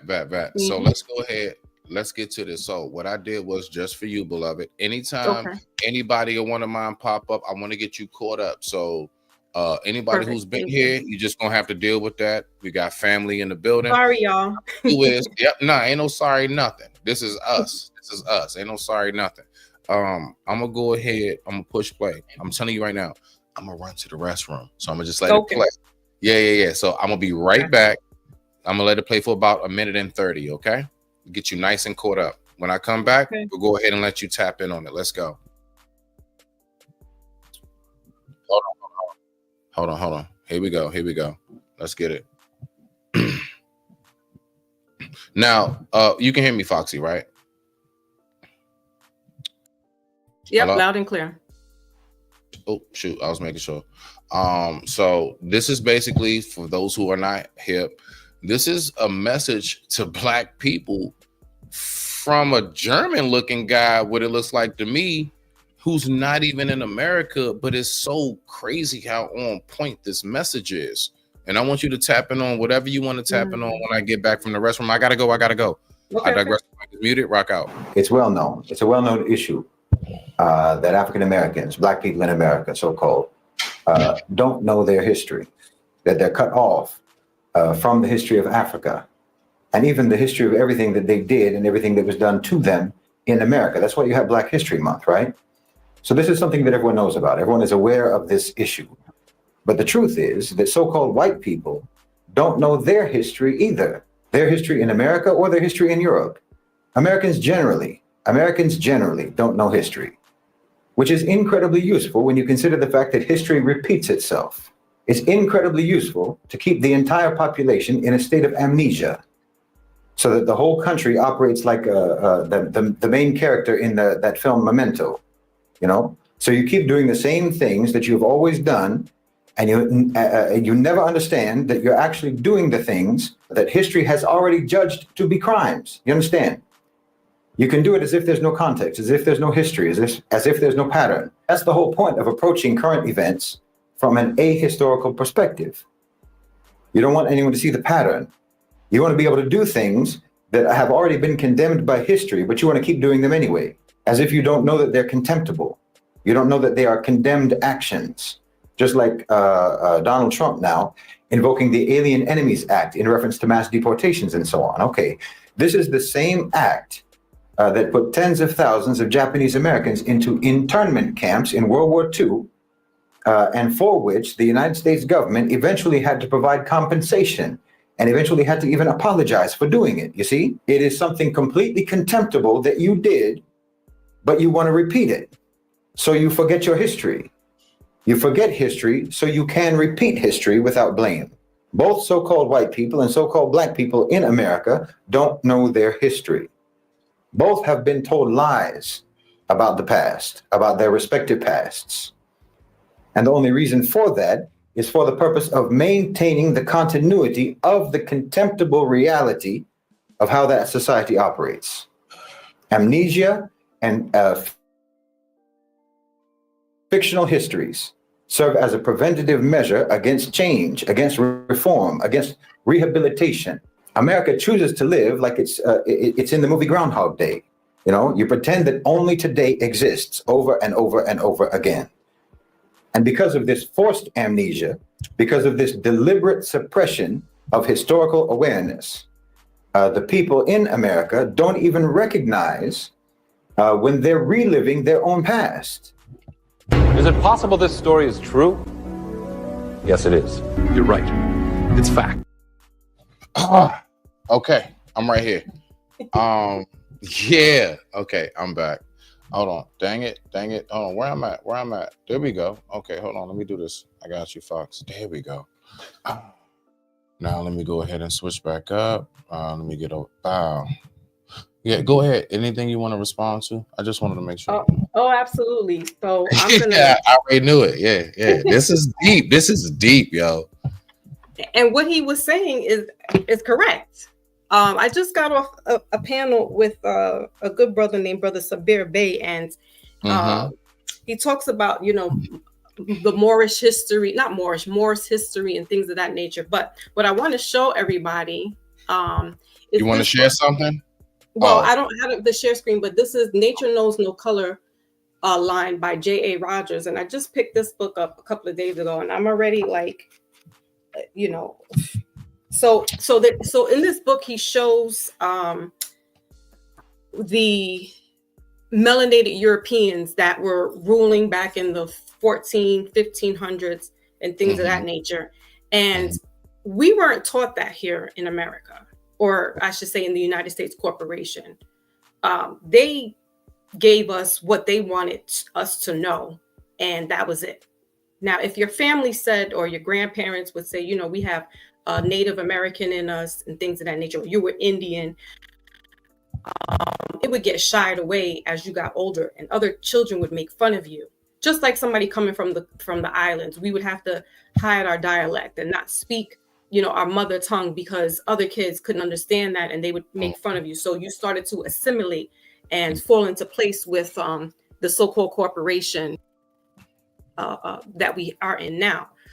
So what this man was saying is absolute. And when we're referring to the word black and white, those are in their law books, but it doesn't hold weight. It's not a nationality. It's not you being sovereign. So when you keep saying, you know, I'm a black man, and for all intents and purposes, yes, the phenotype. But when you get into books like this and 100 Amazing Facts of the Negro, you will know that being called a Negro isn't a derogatory term. It's what other people, the pale Europeans, saw you as, and that's how they described you. They would describe you as being tawny or reddish or other names, other connotations that equated to the word black. They would say negro, right, in Spanish, because that's in Spain. That's those major languages, right? Latin, going back into the 1400s, the Renaissance era, right? So those were like the languages that people spoke, and then Arabic. So this new thing with English, like even the English weren't speaking; they were speaking Latin before they got into their English terminology. So the white people don't even know that they're descendants of black people, because we're going to use the words black and white But today. see, that's the part that crushed me. I'm talking about like mind blowing. That's all I mean. Mind blowing as far as like when he said black people and white people don't know their history. And you know, we're always told we are the only ones who don't know our history. So when he said that, I said, hold on, wait, what? Right. Don't they know about the Roman Empire and, Socrates and all this other? Go ahead. You got it. You would think they would. I'm gonna grab another book really quick. I'm here with y'all. And this book, I implore us to get. It's a good it's another book by J.A. Rogers, and it's the 100 Amazing Facts of the Negro. And he talks about here now, and J.A. Rogers was a born Jamaican descent, but he took a lot of painstaking research to go past just the colors, right? AKA his book Nature Knows No Color Lines, to go into that. Listen, if you don't know that actually these white people are descendants from you, and the word slave actually was for intent for the Europeans, the pale Europeans, and when they brought them over to the Americas, because it wasn't the corporation just yet, that the slaves that we think we know, which goes only to the antebellum age, right, or Jim Crow era, the white people, the white Europeans, the Russians, the Irish, the Italians, and the people that they were bringing over here to be slaves. Irish and all of them were considered dogs. They were worse than niggas once upon a time for white people. You know what I'm saying? Absolutely. But now we got St. Patrick's Day. And they have a big parade in New York City that's been going on forever because of this person. But when you have, when you start digging deeper and reading these books, and then some guy tried to dispute me, like, oh, well, you can't read everything because, some things are just made up. And I'm like, yeah, but there are also truths in these books as well. And you have to use your discernment when you are reading and getting and acquiring this knowledge and cross-referencing. Absolutely, Foxy. Absolutely, beloved. Let's go ahead and get back to the video. Yeah, because I want you to hear more. Let me know when you want me to pause it now that I'm back and everything. My notebook ready. I'm ready. See, everybody, I want you to pay attention to something. Also, I want you to pay attention to this, right? Notice how everything she told us to go and look up, she didn't tell you to get an audio book. She pulled up an actual, front and back cover with introduction and everything. There will never be anything that can replace candlelight and the smell of pages turning. Take that with you. Nothing will ever be able to replace the smell of when you just take that book and brrr. Nothing will ever be able to replace that. I promise you. It's something about it. Let's go. And Brother Smitty, I just want to show one more thing before we go to the video. No, absolutely. And I also have this. Black Indians. By Brother William Lauren Katz, The Hidden Heritage. All right. And I have another one. No. Wait. I want you to slow down on that one. Okay, I got the cover. What what's the who's the William author? William Lauren, Loren. William Cat, Lauren. Okay, thank you. Thank Katz. Yeah. And Yeah, he because I goes speak into about it. yeah. Hmm. He goes into because it's phenotypes as well. So that's the other thing that we get caught up on. We get caught up on the color or the Hmm. complexion and the Hmm. phenotype of a person. So somebody the other day just automatically assumed they looked at my social media account and saw me and my grandmother, and the person asked, it was a guy, he says, oh, who's that lady with you? And I said, that's my grandmother, my mother's mother. Oh, and then he Right. goes into saying, are you Latina? And I said, partially.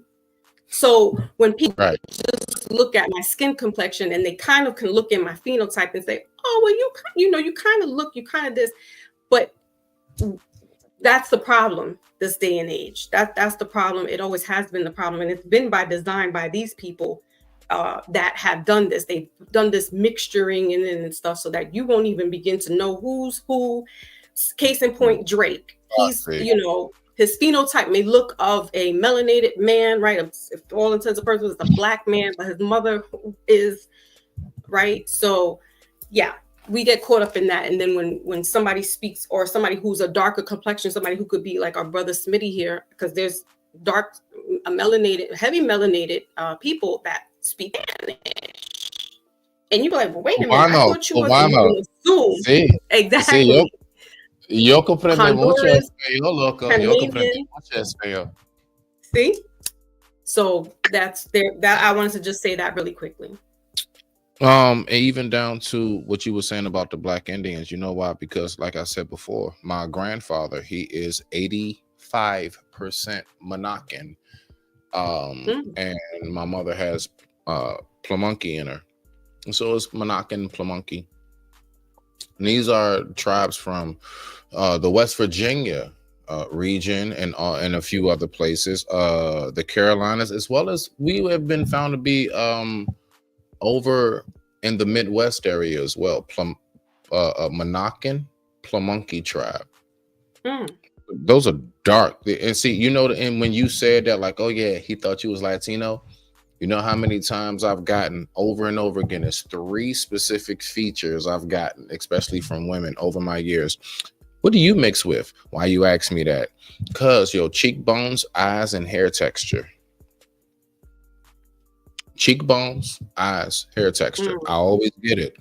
They're like, it's something about your side profile view. You just so I know what you mean when you got the whole Latina, you know what I'm saying? Like, are you Spanish? Like, I've gotten that a million times. They don't say Indian, but they be like, what do you mix with? And I'm like, orange juice and vodka. Anyway, that part. I'm just but let's get back to the video, man. Let's keep everybody in tune. So this is what we're talking about, man. This message to the Black people, yo. That's not coming from a Black person, which is wild, but it's so on point. Let's rock out. Something new. They think that they're responding to some Let me know when you want me to pause it, Foxy. I can hear you. Unprecedented crisis. Every time. If you have no recollection where the road leads that you're on, then you'll keep walking it again and again, never realizing that it has already led you into disaster after disaster, dozens of times before. And this is exactly the condition that the rulers in America want, that the elite of America want, not just for Black people, not just for so-called white people, but for everyone. Because the most effective way to ensure that a crime continues is to make sure that it is never recognized as a crime, to make sure that every time you commit that crime, it feels like the first time, So when Trump talks about invoking the Alien Enemies Act, most Americans don't hear the echoes of history from that. They don't hear the voices of the Japanese Americans who were dragged from their homes and put behind barbed wire. Right. For years and years. Right. But my whole thing, where am I at? God dang it. Where am I at? Hold on. There I go. But my whole thing is, Foxy, right? My whole thing, beloved, is this. What about the 400 and something years, not even though we're out of slavery, like still the Asians have been compensated. Native Americans have been compensated. The only reason why, it's only one reason why I say give us our check, goddamn it. And I don't care how it comes at this point. I don't care no more. I still have my thoughts on don't give it to us cash wise because we niggas gonna blow it. But at this point, I don't care. I don't care. Cut it. Cut that damn check. Because if everybody else got it, bro, I don't want to hear shit. That's it. Now, if they didn't get it, you might kind of still have an argument, although you don't, because they ain't done what we did. Them Asians weren't on them railroad tracks building, and you know them railroad tracks, the very ones that I got hit on, with them splintered woods and stones. That's what we used to nail on before we got the technology. We was the ones out there hammering. We was the ones out there in itchy ass cotton fields. You know, cotton bushes are filled with thorns. It's like picking roses without the proper, like, it's a lot of thorns, bro. Do you not know, all of that? Can you imagine after your day of work, not only do you go back to a hay dusted shed, you like most of your evening is picking thorns out of your skin. All right. Like, this is something like, now, mind you, watch this, how well connected it is in the spiritual sense. I never went through it, but why do I feel it just as if I was there that day? That's a spirit. That's something that never allowed me to disconnect from what it is that I've always been connected to. It's about staying in tune. It's about staying third eye open, stay tapped in. We are still connected. It's not as far as you think it is. Nah, it's just the MK Ultras and everything else has got us very distant. All of the sounds and frequencies, the foods we eat, the medications they give us, all of these things have dumbed us down. It doesn't allow us to tap in. So when I do this, y'all look at me like I'm on some weird Little do you know, I'm of the originals.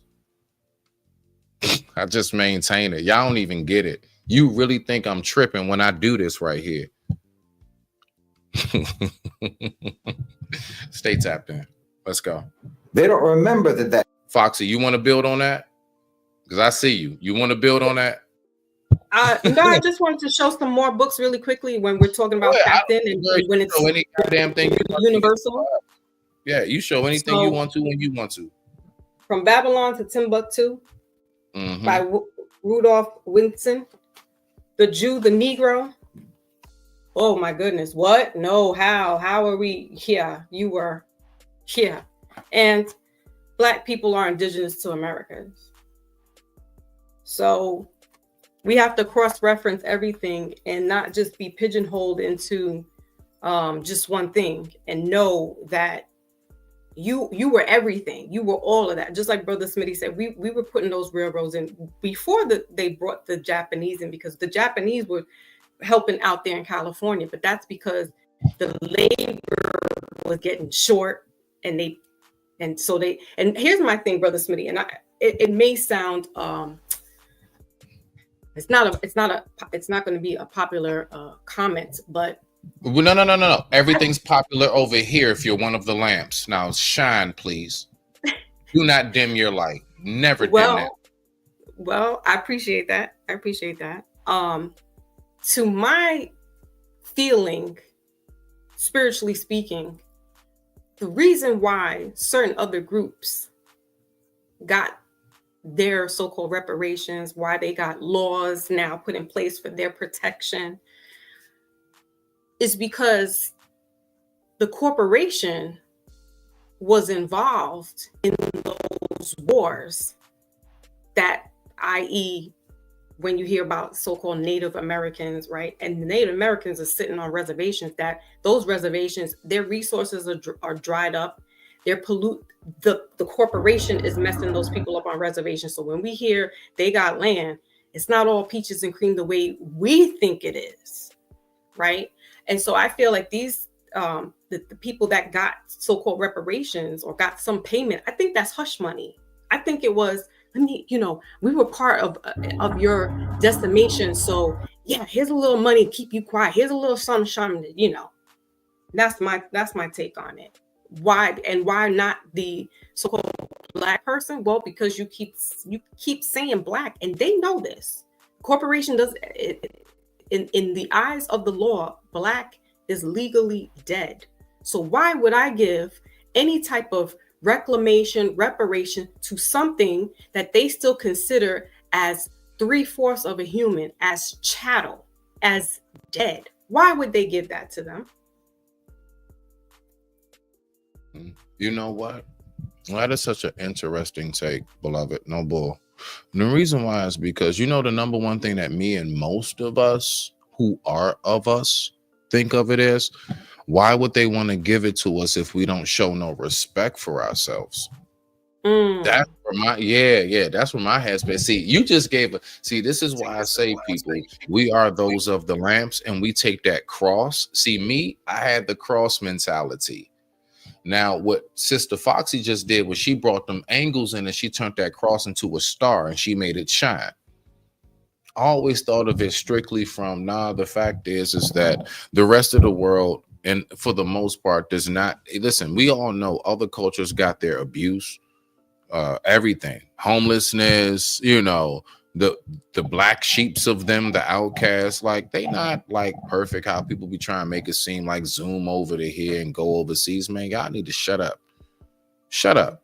That just lets me know you ain't explored enough of where you are already. You trying to go over and learn something else, and you obviously have not even learned where you are right now. Stop it, sir. Stop it. Okay, so moving forward, right? So my whole thing is like, look, when we finally get it, Foxy, you already know, beloved. Like, I'm trying to figure out at what point do we finally get it. If we keep on doing the same thing the same way, we will never actually move forward. I've said it to land it right here. Why is it that we are able to articulate? Watch this. I don't think whoever his people are, wherever he's from, I think his people are going through the strife that we're going through. And I'm talking about to the image of worldwide that we're going through. Not economic, no, image, overall image. Why is that? Because most people know, don't keep doing the same thing and guard your image. It's something called hide your faults. I'm a big fan and component of hide your faults. We all have maybe a little addiction or something. We all have a little something we do behind closed doors, right? But when you all out in the open about it, we need to recognize, hey, black people, my people, hey, us. The rest of the world ain't doing this to the magnitude in which we are, and then we demand respect. And that's how I've always seen it. Foxy, to land it right here. Have you ever been to a person's home who, I'm talking about, it's nasty, right? So watch this. When you go in there, are you really concerned about, let's say, if you accidentally drop some ash or you spill a little something on the floor, but yet it's endless burn holes and marks in the carpet, it's kid toys, french fries, and popsicle sticks all stuck in the carpet. I mean, you don't even want to sit into the furniture. You'll either stand or sit just on the edge, because if you sink back into it, you don't know what you're going to land into. Those type of environments. Listen, if you don't respect where you are, how dare you demand me to do it? Now, mind you, people, this is only a message. It's just a message. It's not a condemning. I'm not condemning. That's not what I do, right? It's just a message. If we want the world to respect us, we have to make sure that we show more respect for ourselves first. I cannot expect anybody to respect my property, but yet here it is. I refuse to take care of my lawn, and I got all kind of shit and junk, and it looked like Sanford and Son in front of my, driveway. But yeah, I want you to be like, don't walk on the grass, bruh. You got a yard sale in between the cars and shit, and you talking about don't walk on the grass. We need to cut that out. Let's tap back in and let's just be real with it. You ready to get back to the video? Yeah, I just wanted to add that you're right. Fox, you want to go ahead how and are you? no, yeah, go Oh, ahead. okay. Yeah, I wanted to add, just as you were saying, like, how do you demand or command when you are harming your brother and sister? Also, the world, right? We're going to use black and white today. The world looks at Black Americans as the goalposts. So now you have certain children in different countries of Africa doing the sturdy dance and listening to drill rap music. That is beyond my comprehension, right? So that just lets us know that we set the stage on entertainment, on pretty much anything, everything, fashion, but we're still not grasping, and we're not getting, and maybe by design, we're not getting those accolades back to us. Is it possible this story is true? Yes, it is. You're right. It's fact.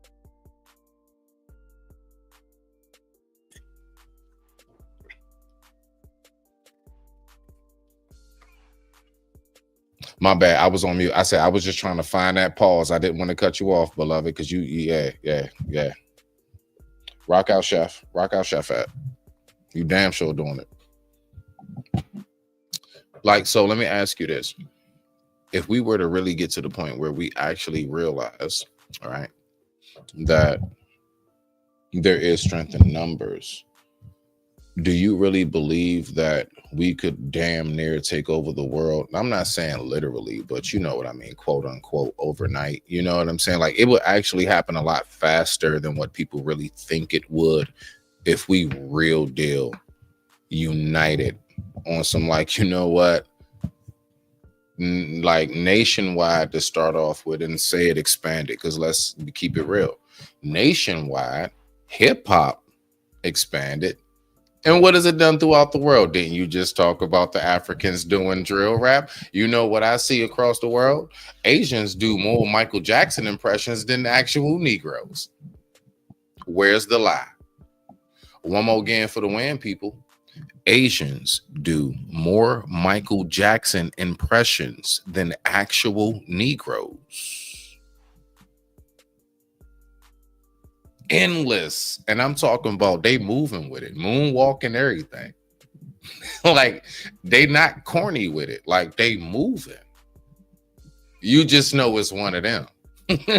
Because you know they not one of us. It's just simple. It's just organic. Like, nah, that ain't me. That's not me. That ain't one of us. It's simple, right? Ain't nothing to talk about, right? But I do recognize that. So do you really think that it would be something that'll take a long time? Because there are people who say, man, this is going to take generations. And you know what? I'm one of them. I've said it myself. I believe it might take generations to change. And I don't think that we would be here to see it. If we were to click overnight, we just all united, how long from that moment do you believe it would take for us as Black people to see a true difference nationwide, worldwide, and how we're seen, viewed, and respected? You got the floor, beloved. Well, that's a great question, first and foremost. And to answer that, I feel that it would take maybe 2 generations. But if it was to hypothetically work overnight and be in instinct with the way that the internet is compared to, let's just use hip hop again, you know, it was maybe 10 years that people worldwide, not even nation, but worldwide, caught on to what was going on in New York City. And so now that we have the blessing of the internet, and we're meeting and building on here, and then we're going to actually build together physically. I don't know.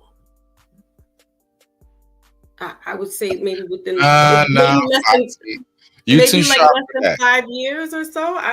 You know. 5 years. Okay. So let's think with about given the technology and how everything can move faster, as opposed to 1983 when the technology was just in its infancy and you still had to go to, different places and arenas to showcase yourself, right? And you would have to travel Right. across the world to showcase yourself, as opposed to now we're up here and we're talking and people are listening. And so we can reach out to each other through this. And then if we really wanted to build, we can come off of this and then meet up in real time physically. That could Right. take a couple of days. That could take a week. So that's why I say maybe 5 years for a collective to come together and be a superpower again. Yeah. Okay.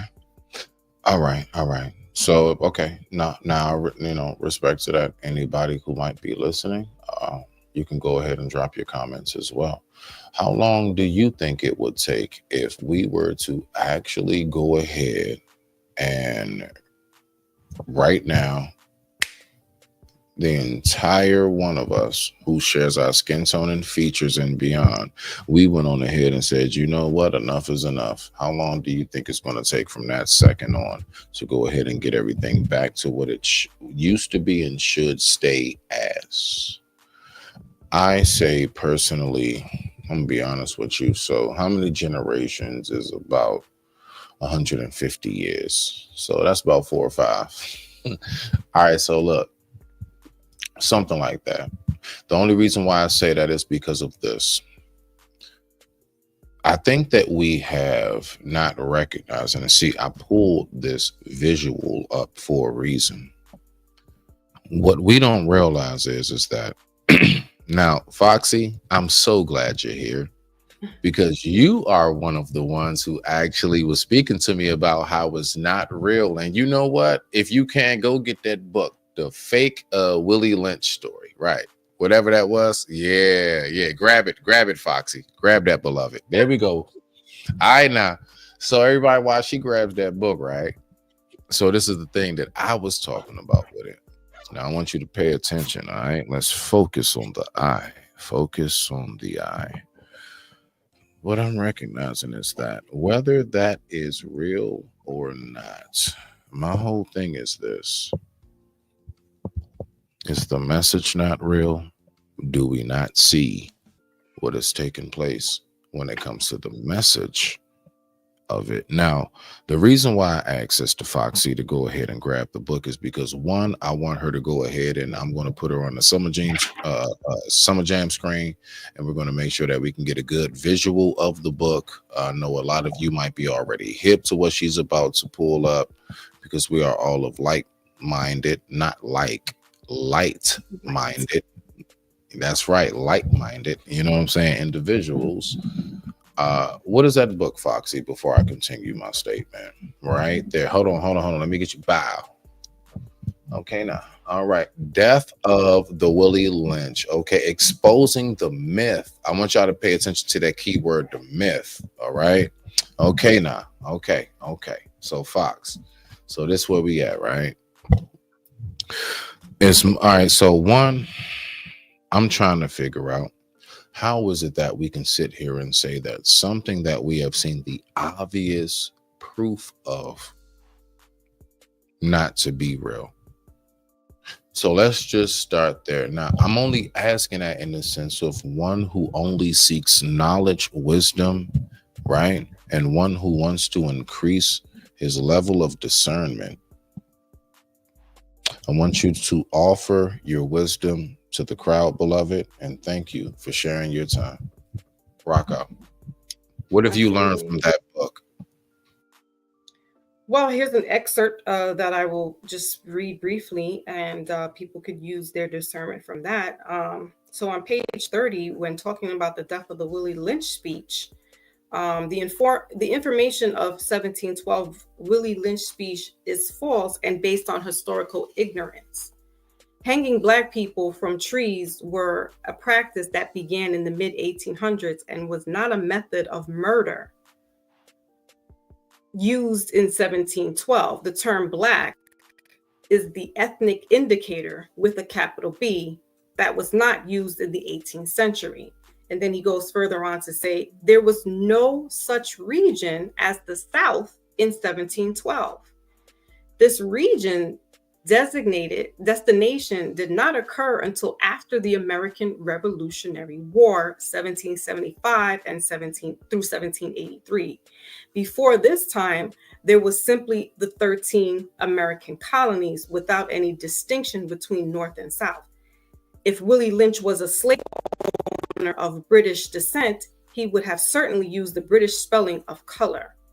And so he goes on and on and on. And it's a short read, but it's great because it has the thought-provoking questions and dispelling of the Willie Lynch, and that these things weren't really happening. Me? Yeah. No. I'm sorry. I think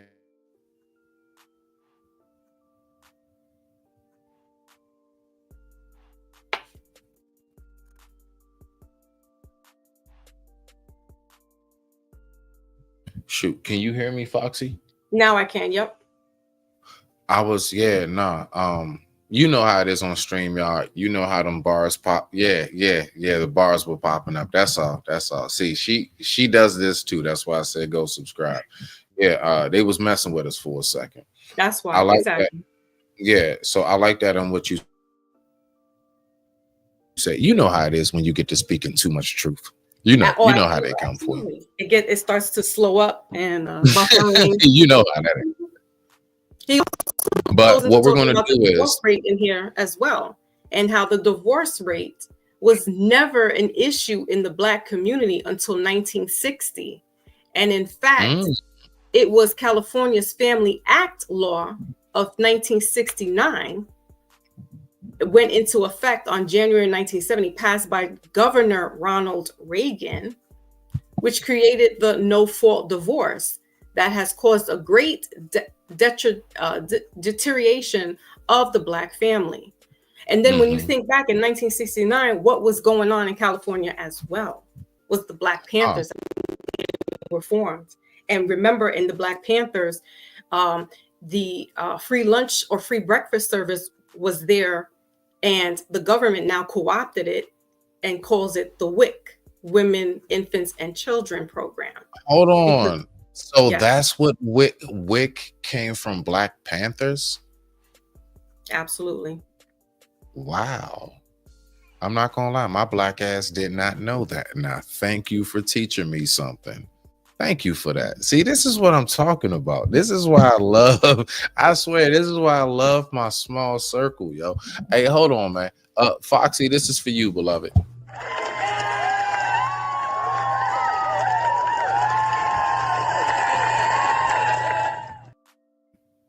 Salute.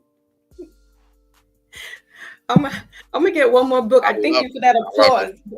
But when we're talking about the alphabet boys and COINTELPRO and all that good stuff, we gotta remember I have this book, The FBI War on Tupac Shakur and Other Black Leaders. Now hold on, everybody. I want us to really pay attention.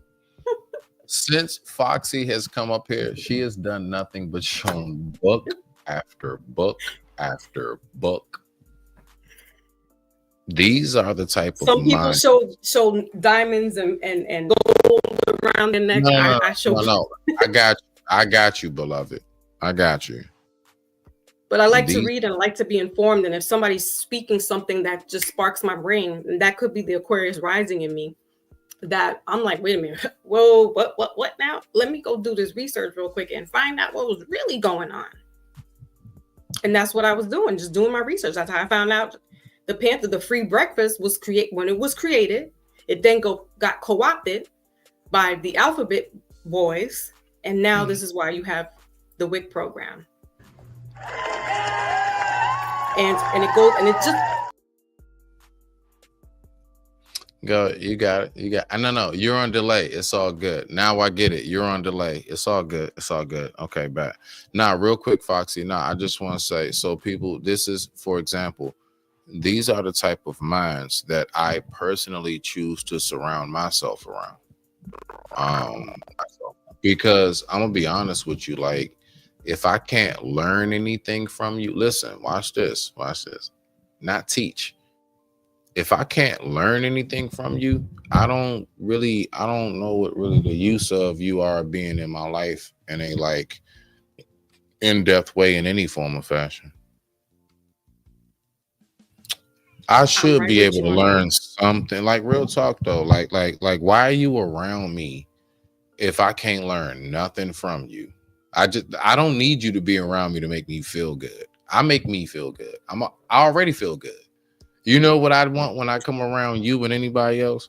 I want to learn something. But you know what? I also want to laugh and have fun. You know what I'm saying? Everything ain't got to be all educational and deep and philosophical all the time. So I want to make sure people understand that too, right? You know what I'm saying? That's why I'll hit y'all out of nowhere with something real random like, you know what I'm saying? Like,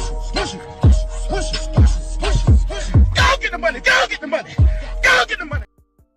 You know what I'm saying? So, I mean, we'll go ahead and do that at times. We'll do that at times. But like real talk though, this is the type of dialogue that I really do appreciate. What is mind stimulating. And I think that is what they want to make sure that they keep us away from, music wise, entertainment wise, what it is that they choose to push narrative wise, everything is to keep us lying dormant.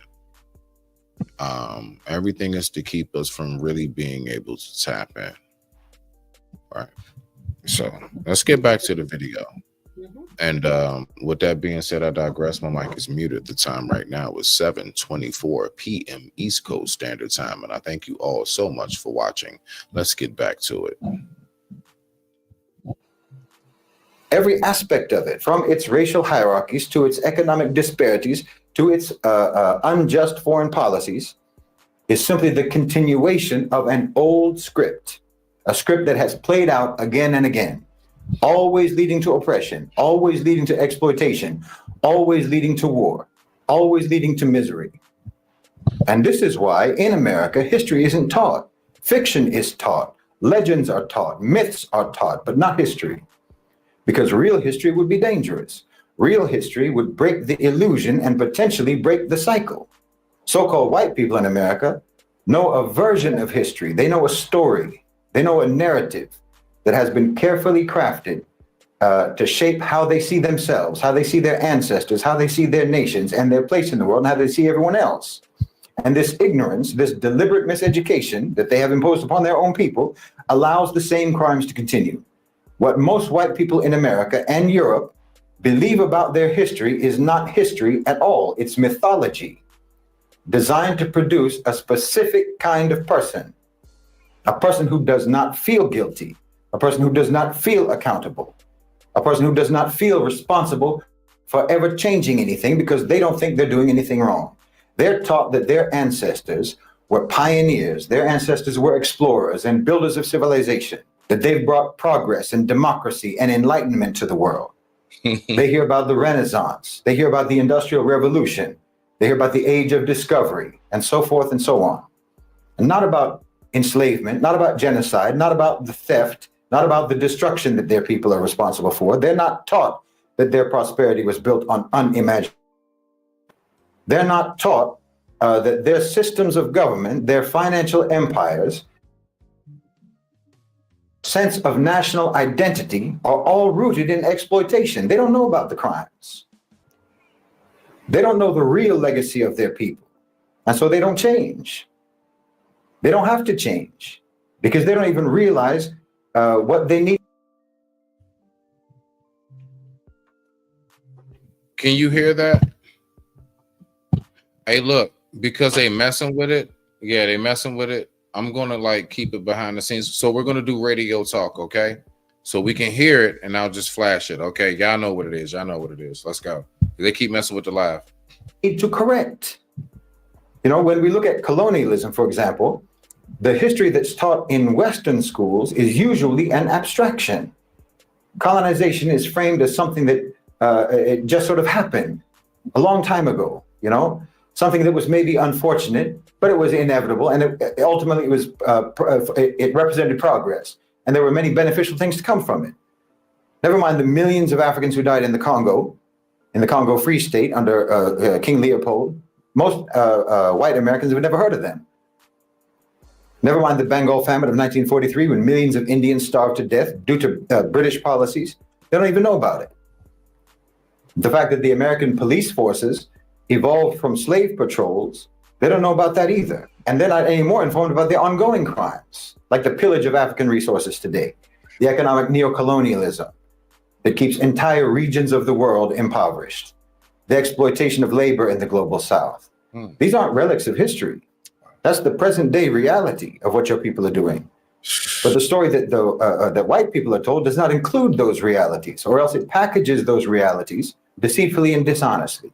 They package them dishonestly and deceitfully in the past, just like they do now. The irony is that when they're confronted with the truth, many of these people will react defensively. You know, I didn't do that. That was in the past. That was a perfect time to go rock out. Foxy, I don't want to say nothing. Who is this? Come on now. Respect to the fan. Okay. Oh yeah. That was me. Yeah. And I dropped my channel. Good job. Okay. I appreciate you. Thank you, family. Everybody, make sure right here, make sure you go subscribe, okay, to Foxy Moon Premieres, okay?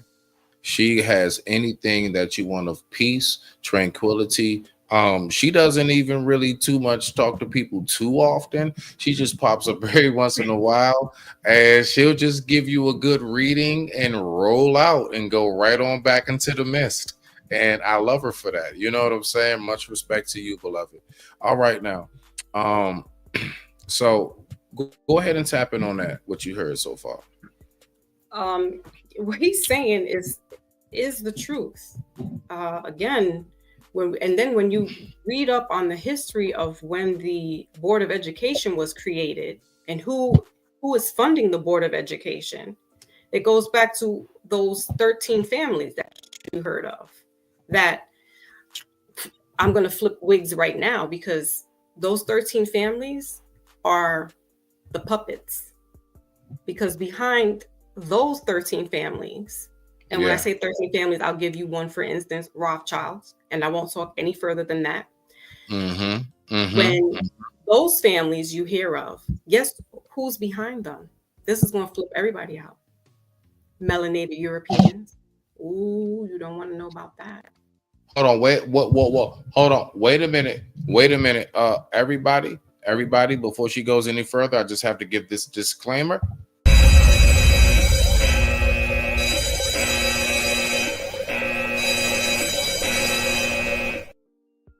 Did you say melanated? Who? I love that. Yeah. What did you just say? Melanated who?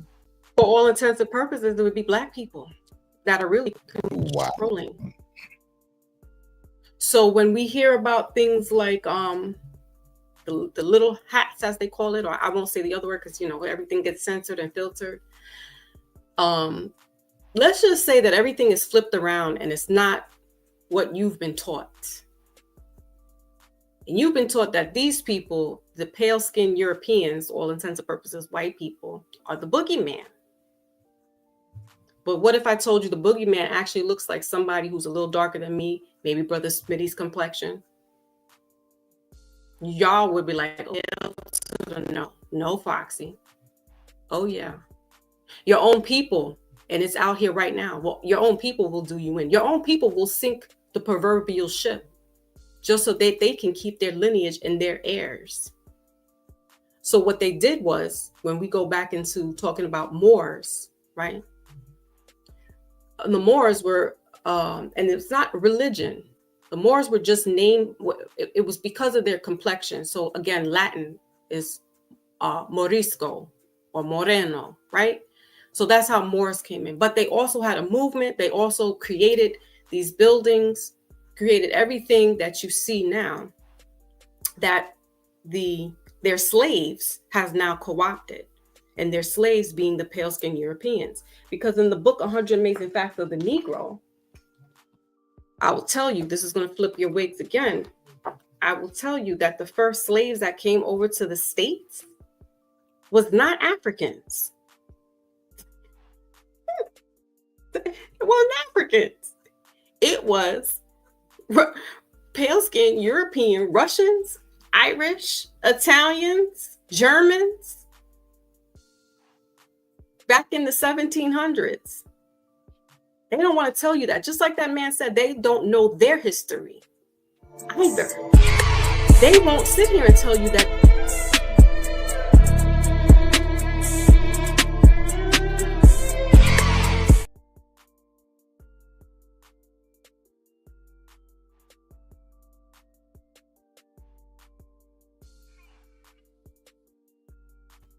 You on mute, beloved. Are you talking? There you go. There you go.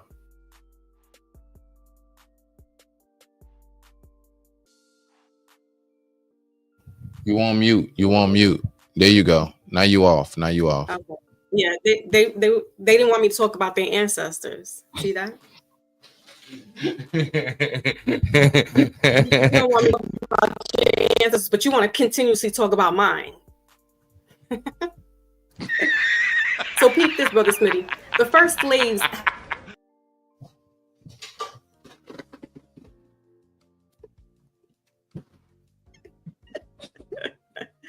Oh, see? The first slaves that were held in the United States were not black, but white. They were Europeans, mostly British, who died like flies on the slave ship across the seas. Ooh, who does that sound like? Who told you that they were throwing off Africans off the slave ships? No, they weren't. That wasn't you. That was them. But they want you to think that. So that's why that man was saying the so-called white person doesn't even know their history. Forget about what they did. Not forget about, but let's put aside all the co-opting that they did, all the dastardly things that they did to melanated folks.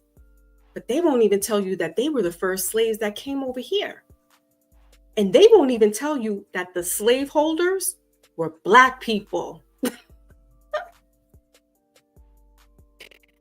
won't tell you that. Oh, yeah. They were picking cotton because cotton was all over in the 13 colonies, not just in the South. Massachusetts in the 1800s had cotton plantations that they made factories and told the Irish people out in Europe, hey, listen, come over here. It's going to be like in Florence and you'll love it. And our cities are paved in gold and stuff. And when these Europeans got over here, they found out that they were going to be working in factories and this is where child labor. Hold on, Foxy. Hold on. Gotcha. Ignat, thank you very much. Salute to you. This is this is Lady Foxy. All right, this is our sister Foxy. That's her name. Okay, that's Foxy. Go ahead. You got it. Yeah, you got it. So the child labor laws were implemented because as we have it to this day, because they were using children as young as 5 years old working in these sweatshops, and the children were meeting their demise in there. So they implemented child labor laws. They had to be like 8 years or 9 years old to work in the sweatshops, the factories, plucking cotton. Oh God, they don't want to know that. They don't want to know that their ancestors was plucking cotton. Is it possible this story is true? Yes, it is. You're right. It's fact.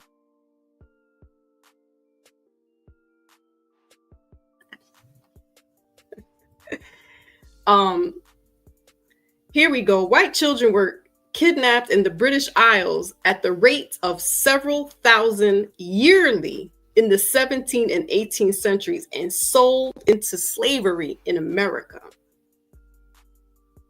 and in the West Indies. White Americans, North and South, were also child-napped or seduced and sold as Negroes as late as 1859. Because guess what? The Irish were the new Negroes on the block. Don't let them think that you always have been this. They were the Negroes. They were the slaves first here in the Americas. I digress. My mic is muted. Absolutely fantastic. All right, so look, what I'm gonna do is we're gonna go ahead and Foxy, we're gonna get into the rest of this video. Okay, I'm just gonna let the video play at this point, Foxy. All right. Okay. So at this point, we're just gonna let the rest of what he has to say flow through. Foxy, what I'm gonna do is just like you, beloved. You know what I'm saying? Oh, right here. All right. Because I got a pencil and everything too. I'm gonna take notes too, okay? So Foxy, me and you, we're just gonna be good students. All right. We're gonna be some good little students. All right. All right, y'all. So let's go ahead and get back to it. And just remember, you have to always make sure that you keep your vision clear. Why? Because it's a lot of hidden tricks out here. Let's go ahead and get back to it. Reveals how little they're really understanding. It's not about guilt. It's about responsibility. You know, if a person inherits a stolen house, they may not have stolen it themselves, but they still live in it. And if they refuse to acknowledge where that house came from or how it came into their possession, if they insist that that house is rightfully theirs because the crime happened a long time ago, well, then they're complicit because the theft is ongoing. The crime never really stopped. So when people don't know their history, they cannot recognize when history is repeating itself and when history is actually just a continuum into the present. This is why so-called white people in America can watch their government arm and support genocide in Gaza, bomb Syria, Iraq, Yemen, and so on, and actually believe when they say it's for the purpose of security. They don't see the colonial mindset at work. That's why they can see corporations, for example, Western corporations, strip mine Africa for resources and not connect that to the centuries of plunder that came before. This is why they can hear about mass incarceration, about police brutality and systemic racism in the United States. I got a Machado knife, and what followed was an absolute fiasco. So I almost...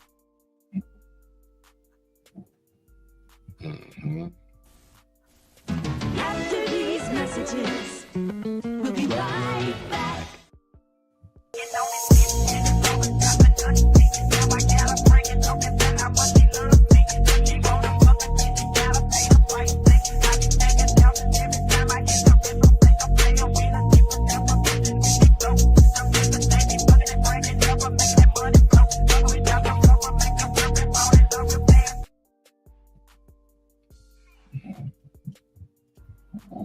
A history where they were always the heroes. A history where they were never the villains and where their victims were villains.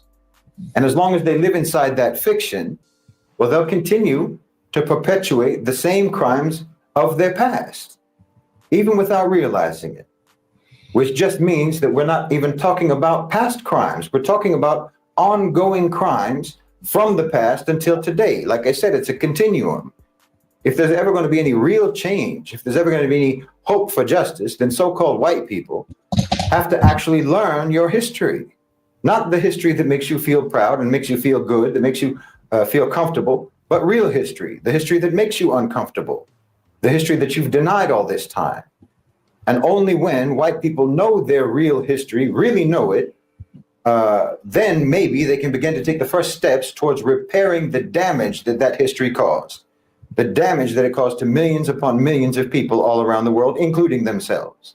I mean, Americans, particularly so-called white Americans, you're all like the child of the BTK killer, trying to come to terms with the fact that you were raised by a monster who you always thought was a good and upright man. If Americans in general really understood their history, well, they would know that the United States government has only ever used fear as a weapon against them. And every war that America has ever been involved in was only justified by lies. And every act of domestic repression has only ever been framed as being necessary for the sake of security. They would know that the anti-immigration movements, the anti-Muslim ban and so forth, and all of their surveillance programs, it's not new. It's the same thing. It's just rebranded versions of old crimes. There's absolute continuity. And the only reason that you don't know that is because you have no actual understanding of your own history. Yes, if Americans truly understood their history, they would not be so easily manipulated. They would not be so easily controlled. They would not be so quick to repeat the wrongs of the past, or rather to continue the wrongs of the past.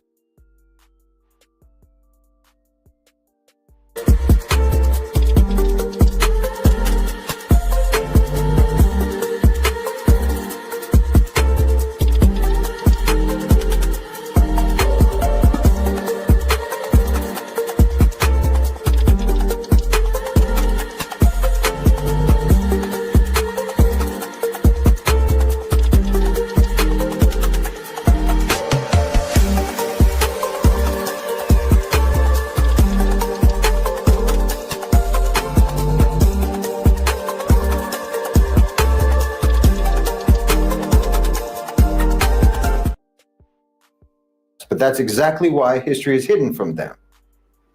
I mean, it's trite but true. There is nothing more powerful than knowledge. There's nothing more dangerous to a corrupt system than a population that remembers. And that's why our mission must be to educate people and to awaken people and to reconnect people with the reality of their own history, the good and the bad. Because when you understand your history, then you'll understand your enemy, because they've been doing the same thing throughout history. And when you understand your enemy, then you'll understand how to defeat them. You'll understand how to oppose them, because you've got an enemy who keeps you in a state of amnesia and a state of fake implanted memories. You know, every time you open your eyes, your enemy is right there in front of you telling you that he's your friend. And because you don't remember anything, you believe him. You understand? The whole country is getting their drink spiked. Everyone in that country is getting roofied. And the one who spikes your drink and the one who abuses you when you're in your numb and unconscious state is the one sitting next to you in the morning when you come to, holding your hand, your protector. Oh, it's insidious. Uncle Sam is a serial killer.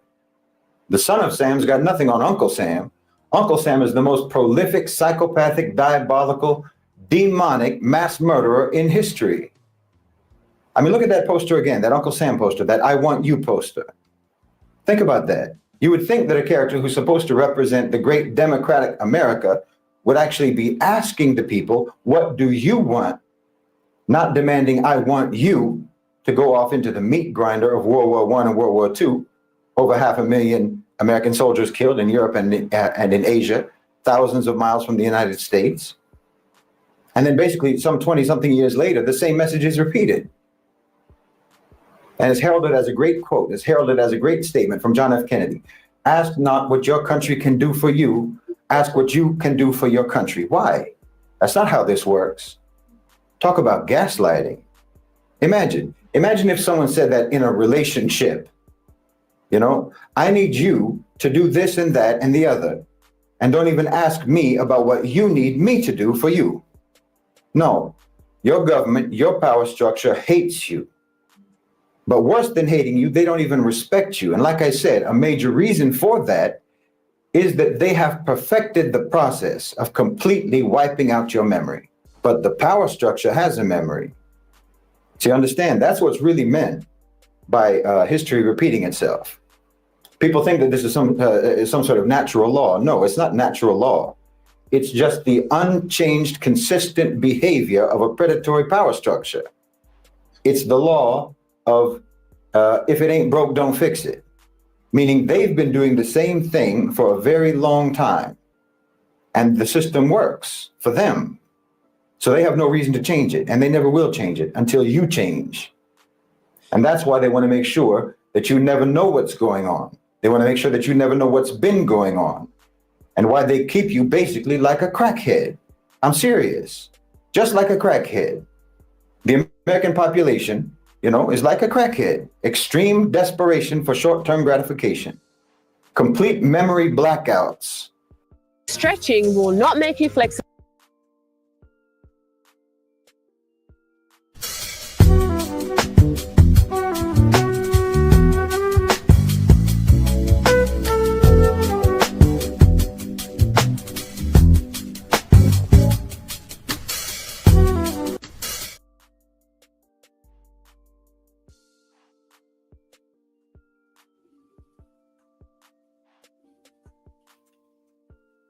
Oh my bad. I was on mute. Foxy.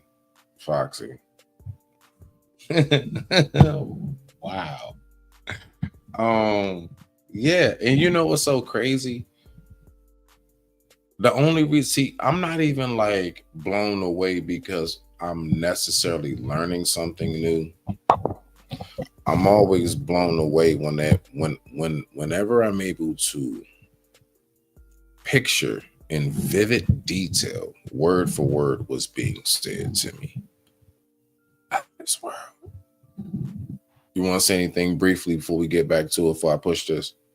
Yeah, let's get back to it. Of their actions, mood swings, volatile, erratic, can't cope with reality, and you'll sell your dignity just to get some relief.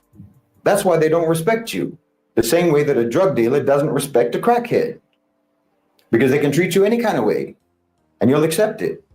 You'll accept it as long as you can get a hit of propaganda, a hit of entertainment, a hit of distraction, or what have you, anything to just help you forget the reality that you live in.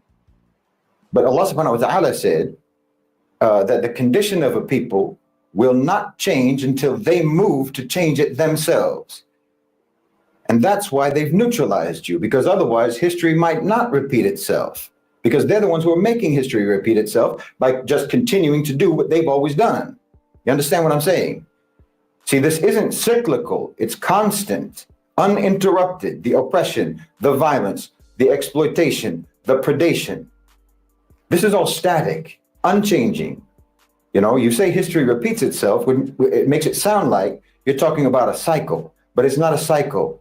It's not even a loop. It's a straight line, and it has never swerved, not even once.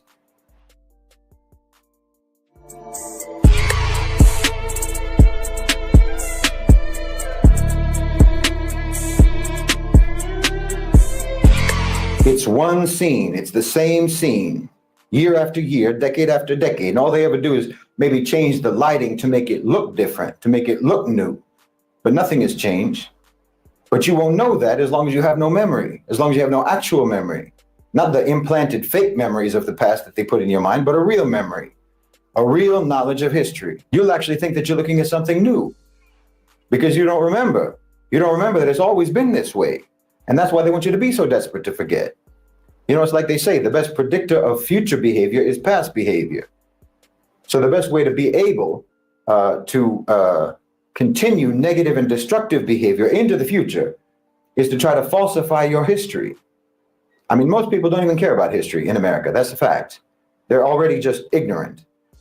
But the ones who do have an interest in history, they're fed a fictitious history. So they're even worse than someone who's just ignorant. They're even worse than someone who knows nothing. Because it's actually better to just know nothing than to believe something false. The one who doesn't know anything can at least learn. They're at least empty, and information can be put in that emptiness. Whereas someone who already believes something false thinks he already has the knowledge, thinks he already has the information, and that makes him immune to learning. But then, of course, there's also the fact that the history is so horrific, the history is so brutal, that there's already a built-in incentive to deny or to dismiss it. Because it can be absolutely soul-crushing to try to come to terms with. Like I said, it's like finding out that your parent is the BTK killer. How do you process that? Most people would just reflexively deny horrible realities because they've already built their whole life around the assumption that the reality that they live in is not horrible. You've been drinking blood your whole life thinking it's cherry Kool-Aid. The torch of the Statue of Liberty isn't a guiding light, it's an arsonist's weapon. That's what burned down villages in Vietnam. That's what set fire to Iraq and to Afghanistan. And that's what lit burning crosses all over America. You've been living in an alternative universe. So-called white Americans are like Manchurian candidates, committing or being accomplice to heinous crimes decade after decade after decade, insulated by the hypnotic state of the false version of history that they believe.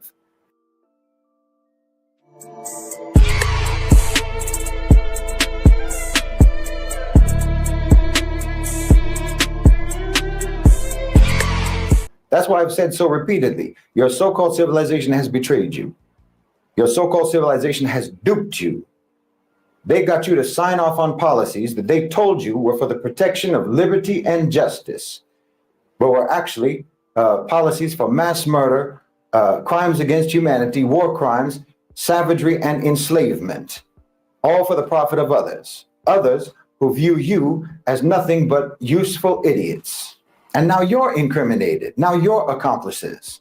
Now you're taking the fall. But you've got no one to blame but yourselves. But you know what? I'm sorry. I put my pad down on the keyboard. I'm sorry, y'all. The biggest fraud is, you know what the biggest control strategy is that they use? It's not entertainment. It's not drugs. It's not mass distraction. It's not pornography. It's not even their falsification of history. The biggest strategy that they use to keep Foxy, is it still coming through clear on your end? Everything clear? All right, good. I just want to make sure. That's what's up. Okay. you weak and to keep you neutralized is teaching you to hate Islam. I mean, of course, this is couched in the general atheistic secular programming.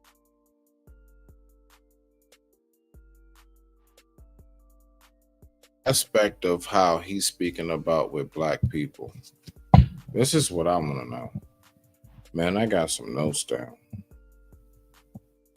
When he's speaking about like black people in the sense of how we, right?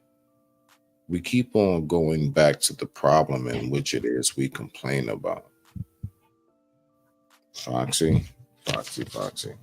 Oh man, the stories I gotta tell about that. Why? Because you know what I've peeped, you know what I've noticed. I've noticed that we do have a perpetuating factor of, I have asked many times, do we actually want to have resolve?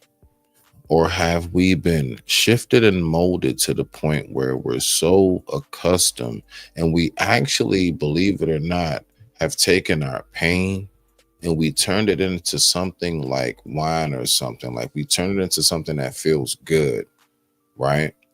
So we would rather have something we can continuously complain about as opposed to actually like, how do we dead dish once and for all, right? Or at least for a good time period, because we know how history life goes on, right? It's always a period of a dynasty, but how do we build another one for at least another 1,000, 100 years, whatever it is, right? So my first part that comes to my mind is, like, honestly, beloved, I've been trying to figure out what exactly is it that keeps us from actually being able to rebuild that dynasty. And why do we keep going back to what it is that's so-called our pain?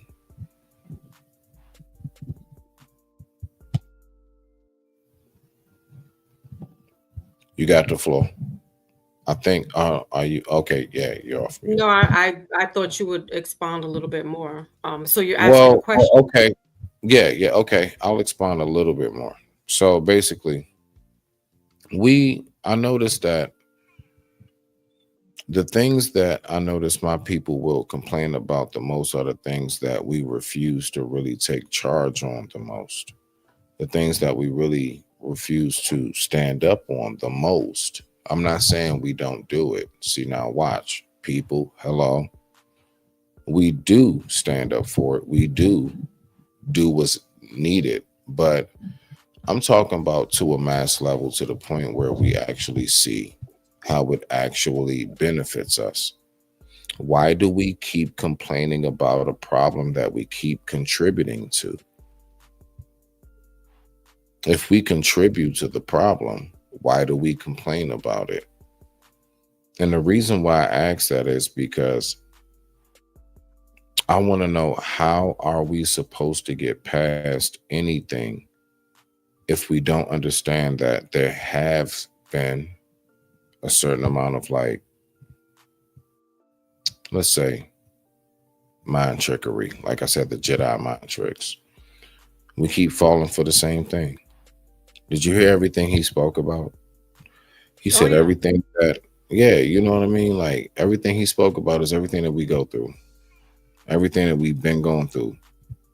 So I'm just trying to figure this out. What is it that keeps us keep on doing the same thing? Knowing that it's not good for us. That's my point. But we know how to articulate what the problem is. We can tell you exactly how they got us here, how they hung us, everything else, how they put these type of tricks. And that's why I asked you to pull up the Willie Lynch book, right? And I'm trying to figure out even down to that line. Now, look, there's a certain amount of us I would say that is real. There's a certain amount of us that would say, nah, it's not. Regardless, on either side of the aisle, it's all coming from us. What is it about us? We just seem to know how to articulate what's wrong, but we can't move to the next step. Well, there's not one solid answer. It's multiple answers. And one answer would be just by design. It's if you try to say, for instance, I'll hear a lot in the social media arenas. Well, you know, they got the Chinese man in the hood, you know, with the Chinese chicken spot. They got the Arabs, you know, in the corner store, the delis. But listen, that government, the corporation, gives these people grants and loans to come in to the hood. But if you or I, Brother Smitty, or anyone else would like to set up our own business, our own brick and mortar in the same so-called hood that we live in, we will get redlined. We will get all kinds of the to rent a place. You know, that money will be astronomical. So it's this defeatistness that they've already put in place that will get us discouraged. Another answer would be the food, the chemicals chemical warfare, like this man was saying, biological, a lot of stuff that they've done, mainly towards the so-called Black person. But now we saw with the pandemic, they did it to everybody at this point. So I can't even go down the narrative anymore of, well, you know, they're keeping the Black person down, yada, yada, yada. Because no, what they just showed us is that they can shut down everybody. Doesn't matter what color, race, creed, religion you are. So then we have to remove ourselves from the victimhood and then say, okay, now this is why he said, y'all don't know your history. These white people don't know their history in America either.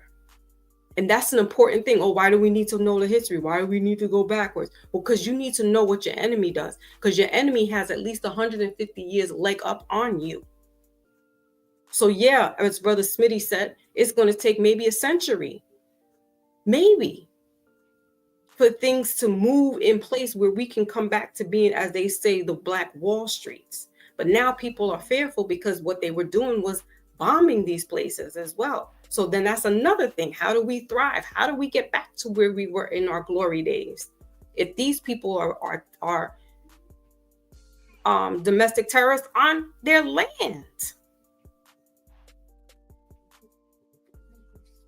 Yeah, you do. You need to do your history. You need to go back into these books and look at what, you know, it's The Art of War by Sun Tzu. And I have that book as well. Learn how they move around and strategically do things so that you know how to play, plot, and strategize your damn self. And then you won't be this victim. Yeah, we still got to be in the corporation. Yeah, we still move and oh my gosh. But Fox, you so saying something that I'm gonna be honest with you. I've been saying it for the lifelong. People would say, why do you want to look up? I'm not saying, look, people who are of total disrespect that you cannot have dialogue with, I don't believe in trying to talk to them, right? But what I would say is this. There have been people like, why are you looking up this? Why are you looking at that? And the first thing I say is, how else am I supposed to learn how to master how my enemy moves? I need to learn and look up why do they think the way that they think? What is the history behind what they do and why? And it's like, no. You're just supposed to look at like what we are. And what if I only look at offense, I don't learn defense? How am I supposed to learn how to defend myself when they coming? How they approach, their tactics, the things they do, how they think when they want to move, when they're in the process as well as in the motion and in the actual mode of doing what they're doing, and its fulfillment. How am I supposed to know this if I never take time to say, you know what, this might be a little painful to look at, but I need to go ahead and look at this right now. Let me see, what is this? And for some reason, it's like, oh, what are you doing? Learning. Because that's what I'm going to tell you I always am going to do until I perish, until this flesh and bones turns back into dust. I will continue to learn. And even when that happens, this flesh will go ahead and shift off, and the spirit will continue to learn somewhere else. My entire existence for eternity will be of education, learning. Rock out. You got the floor, Foxy. I'm going to go ahead and take a bite of my burger. Well, that's why I said I'm a student first and foremost, and I'm ever learning. Even at 90 something, you're still going to learn. As long as you're here and you're willing to learn, then you're going to always learn. We don't have it all. We don't know everything. We don't have the answers to everything. But yeah, if we do the research and we go back into these books, these history books, not there so much, but everybody's like, and not just be like, oh, well, I'm only going to read, black authors. And okay, that's great. And honestly speaking, but when you read into the enemy's books and you see what they've wrote, you'll understand they actually like glorified you. They actually were, you know why? Because like I just said before, their ancestors were the slaves. And here's another kicker, Brother Smitty. These oppressed slaves learned how to be dastardly from whom? You think they just thought about being barbaric the past 500 years just because? Where did they learn that from? Who did they learn that from? They don't want to talk about that. Shh, yous better not talk about Masses. Masters was a slave once upon a time. And who showed Masters how to do all that torture and things of that nature? Shh, yous better not tell them they learned it from us. I mean, it's funny at this point, but it's not funny because it's like, yo, y'all really sat up here and lied to us in our face. Now we got to go back and research. Oh, okay. So now I know what really happened.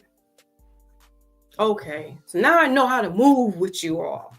Now we know how to do things from another angle, because honestly, just like that man said, knowledge is dangerous. So if we all collaboratively start to get on the reading is fundamental part and cracking open some of these books that we have, or your mother, your father has, your grandparents have, then you can understand things and move a different way. You'll get out of the victimhood, because you're only going back to the 1800s. You're going back to the antebellum era. And it's like, listen, go past that. Go into the 1700s. Go to 16. Hell, go into 1492.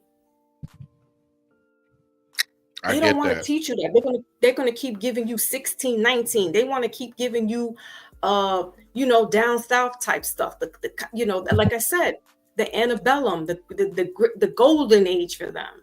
That's when they thrive. But that's because they were booted out. They were no longer slaves. Why? Because the black slave owners or slaveholders started giving off their land to these. Case in point, the Django. Okay. Stephen was actually, he was making the moves. He was calling the shots. And Monsieur Candy was once upon a time Stephen's family slave. And that's why Stephen was making all the moves, not only because he was the head Negro in charge, but because their family were slave owners to yeah, he was, but his family owned Monsieur Candy's family. So like I said, going back to when you're talking about these hidden hands and you're talking about the 13 families, when you realize who's behind them, then you could start again moving differently and saying, oh, it's us. It's us doing these things. They're the front man for it, but they've mastered, like I said, they got 100 and some, almost 200 years, maybe even longer than that. They mastered what their masters showed them. So that's why these white people look so dastardly to us. That's why they look so heinous and things of that nature. But they had to learn it from somebody. It's innate. Some of them are pure savages. We ain't gonna front, but some of us are too. Some of us are a little deprived. I'm not gonna sit here and be like, oh, it's all of them and this, that, and the third. No, that man said you don't know who your open enemy is. That's who we have a problem with. I don't have a problem with Mary Sue and Tom down the block. Unless they do something sideways and we gotta step to each other. But your open enemies got access to your food, your water supplies. That's who's doing this stuff to you.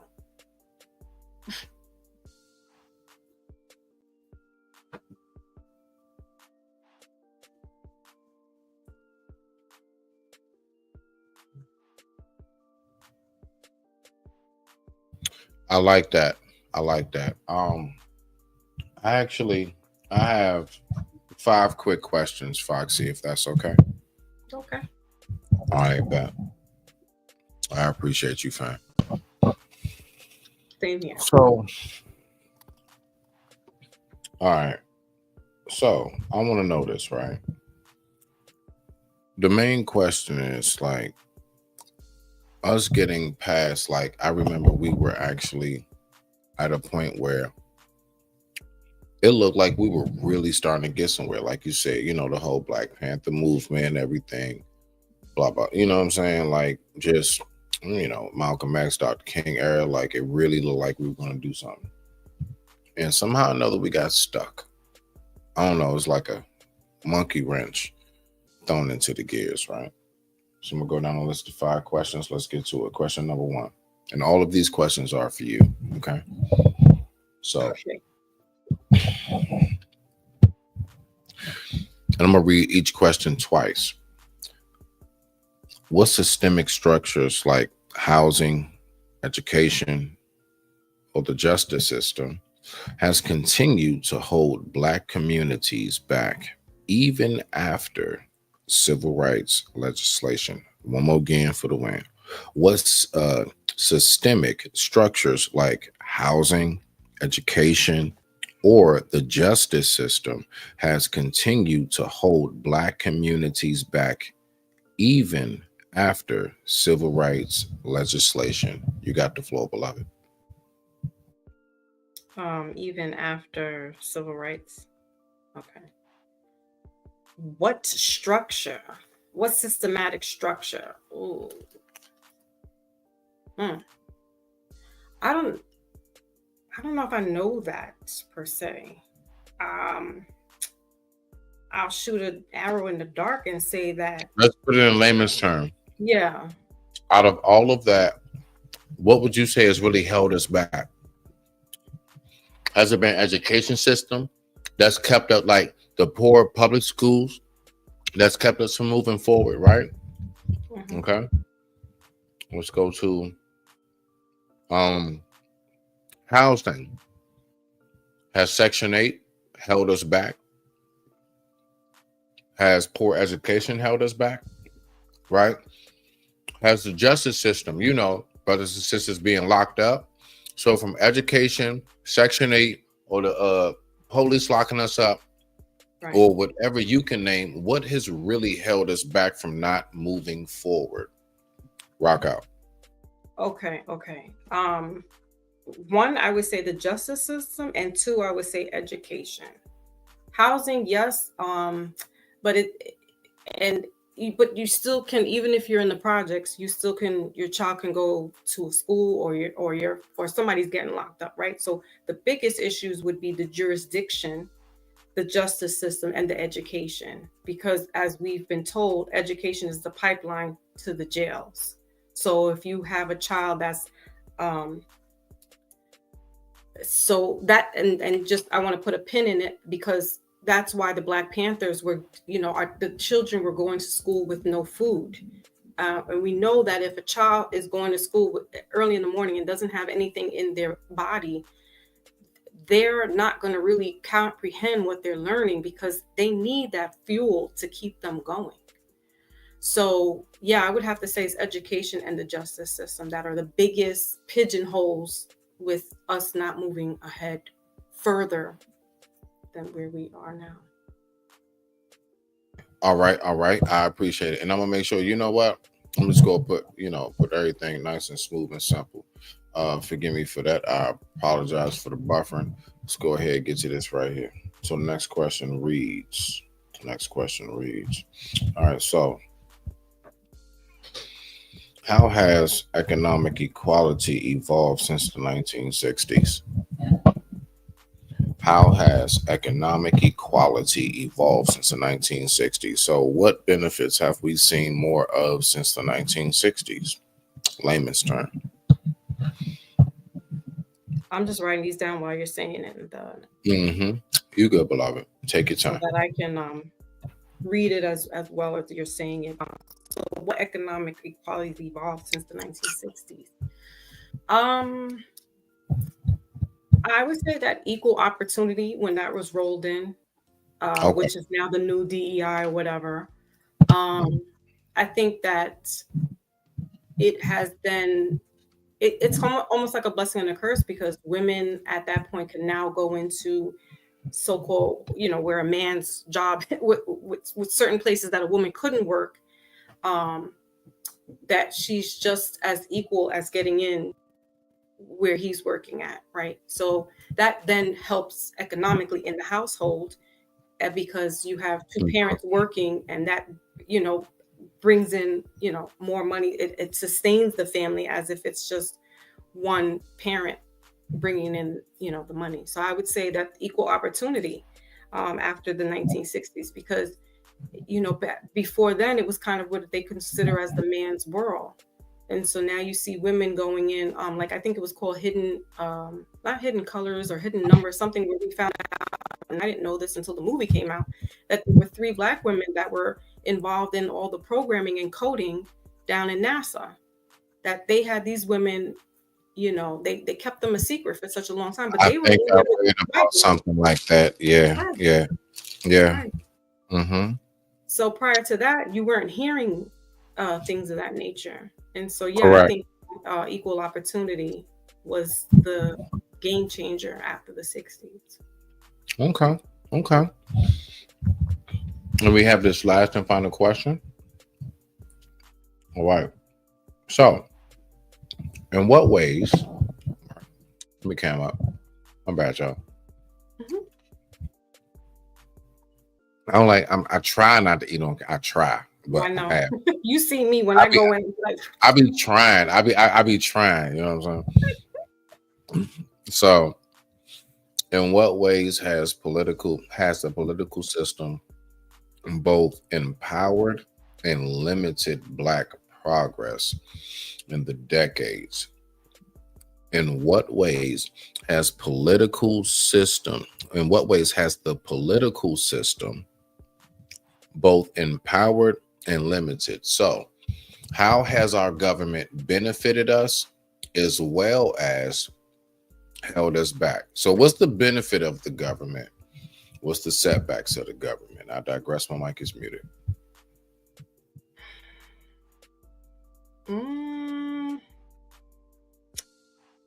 It kind of is like that, just what 1 and 2 was. The empowering would be the equal opportunity in the political system. And what's limited us is, again, discrimination, which hasn't, it's like a double-edged sword with the political system. Because, yeah, you'll have a Marshall, Clarence Thomas, but it's far and few. And then, because they have taken these oaths, it's almost like you would want to talk to them to tell them about what's going on in your communities and see if they can help, right? Because they are like Black. Let's just keep it for real. And you would think that they were going to help you, but then they can't, because they have taken these oaths and they got to go around certain things. So you are then, put back to, well, what the hell are we going to do? So it's the limitation of equal opportunity, and then there is equal opportunity. It's kind of like a weird thing. It sounds hypocritical, but that's what I see in my eyes.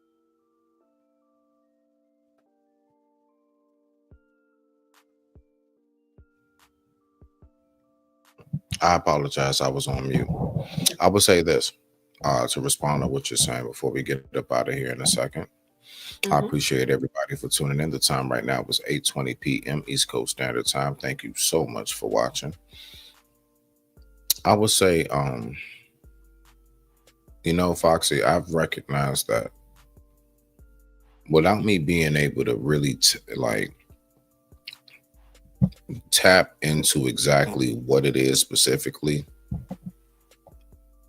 I do know that there has been a structure put in place. Okay. And I'm talking about going back to, and out of all respects, of course, beloved, you know that. Like even the Willie Lynch, whatever it might be, I don't care what it is. I do notice that there's been something that's been put in place that has basically said, you know what? We can't beat you all number wise. We can't beat you strength wise. What we can do is be on some Professor X, you know what I'm saying? And we can tap into that psyche, and we can make sure that over time we weaken you through your mind. We have, our ancestors have stories that we had to burn ourselves because we were that fearful that you would get your hands on it and see what it is that we really know about you. And I'm just making sure that that's made clear. Like, I get it.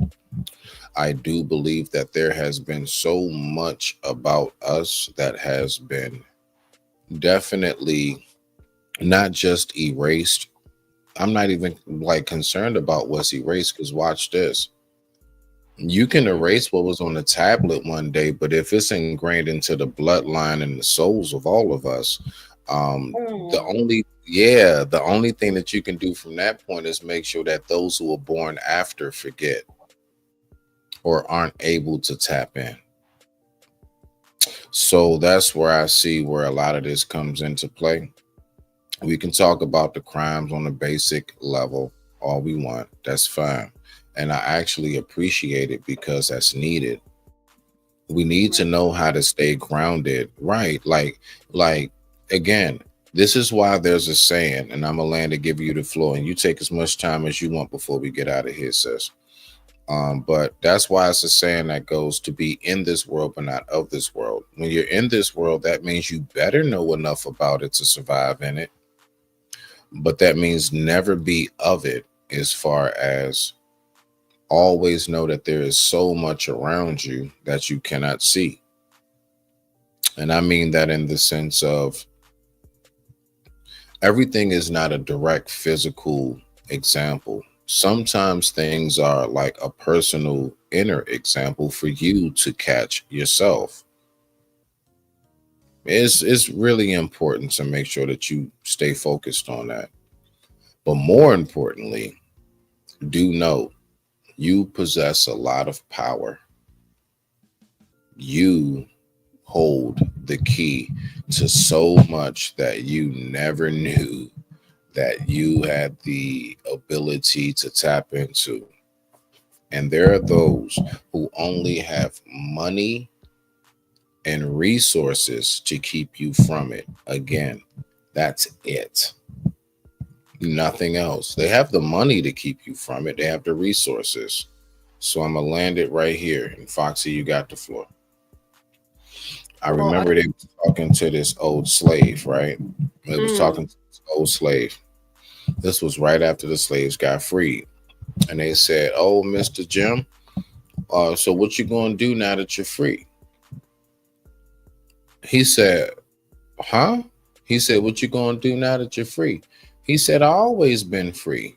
He said, "The only thing y'all ever had was the law and the dogs against me. You ain't never take my mind." I digress. My mic is muted. You got the floor, Fox. Powerful statement.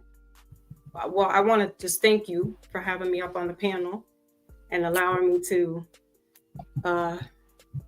shoot my shots, say my piece, because it doesn't, sometimes I am well received, but there's some pushback, especially, again, with the discrimination of, well, she's supposed to be in a woman's place. She's not supposed to know all that stuff. Again, like that man said, the knowledge is dangerous.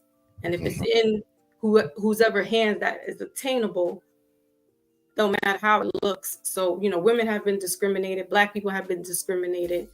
And so, yeah, if we have this knowledge, if we're doing our due diligence and reading, I mean, even if you download the books, okay.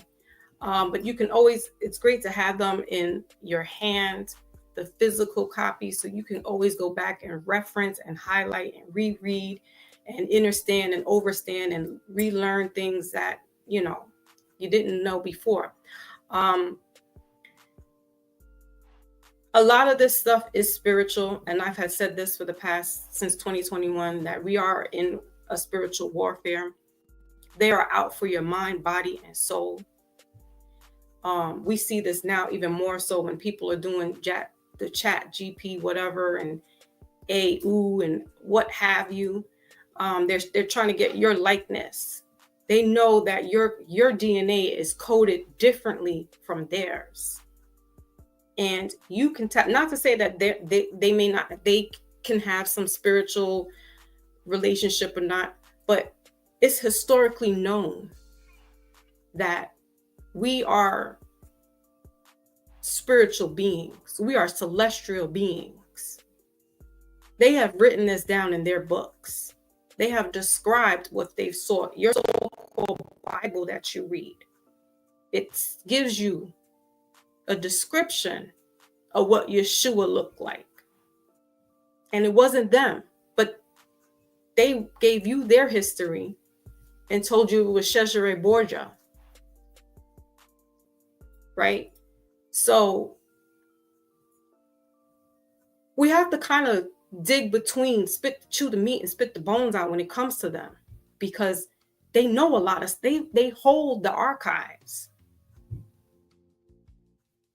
And it would be a detriment if we didn't go back and read what they know about us.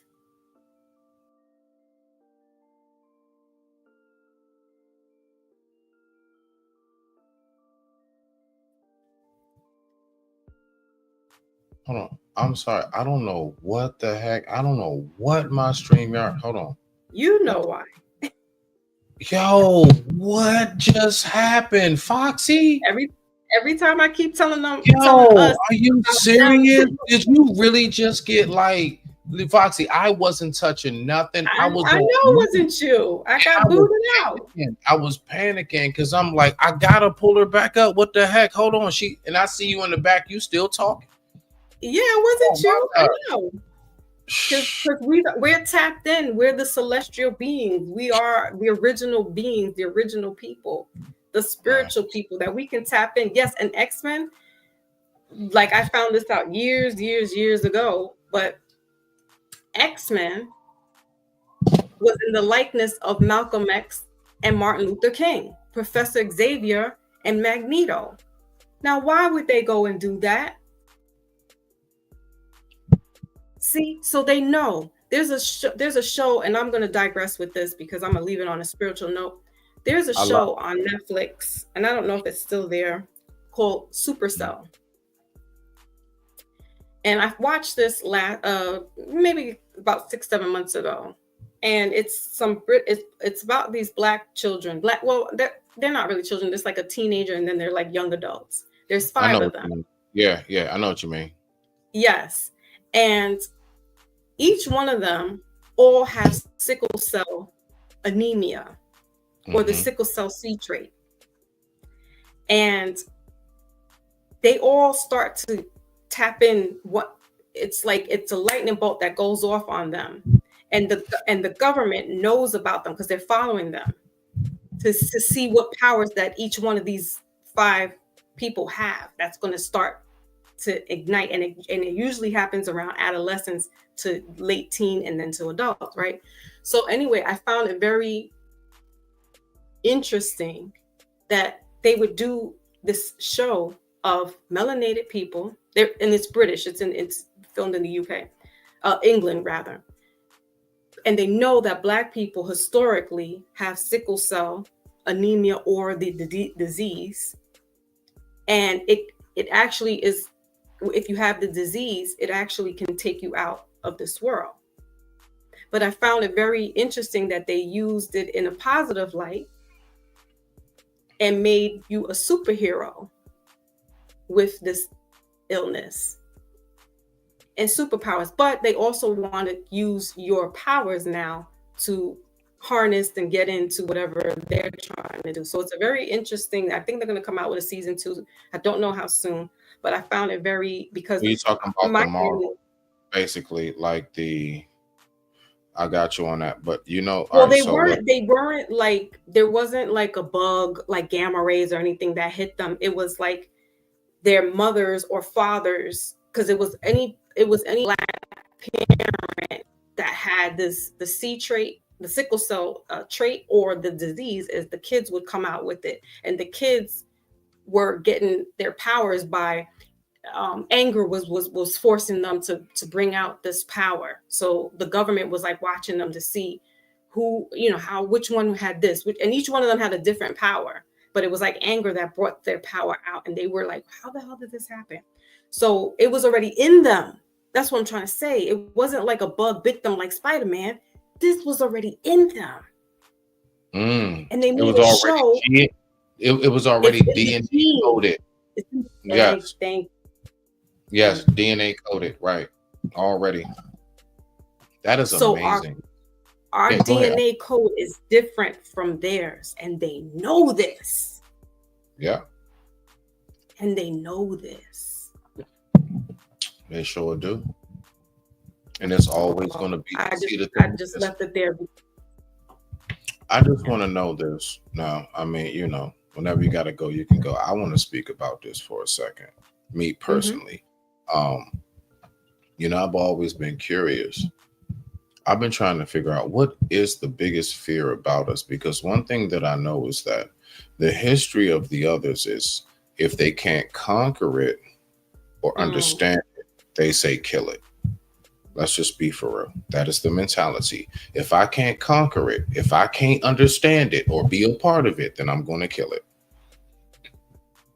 Or if I don't feel equal to it.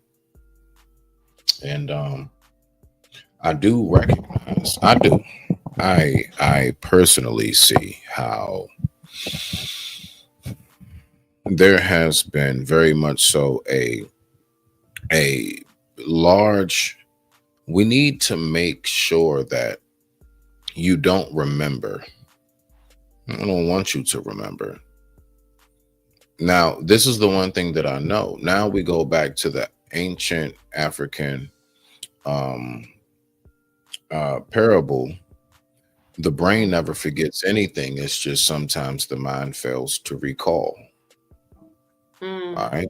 Say that again. The brain never forgets anything. The mind just fails to recall. So what's being said there is, they can never take away from you what's been instilled. It's just sometimes in life you can have moments where you're not able to tap in.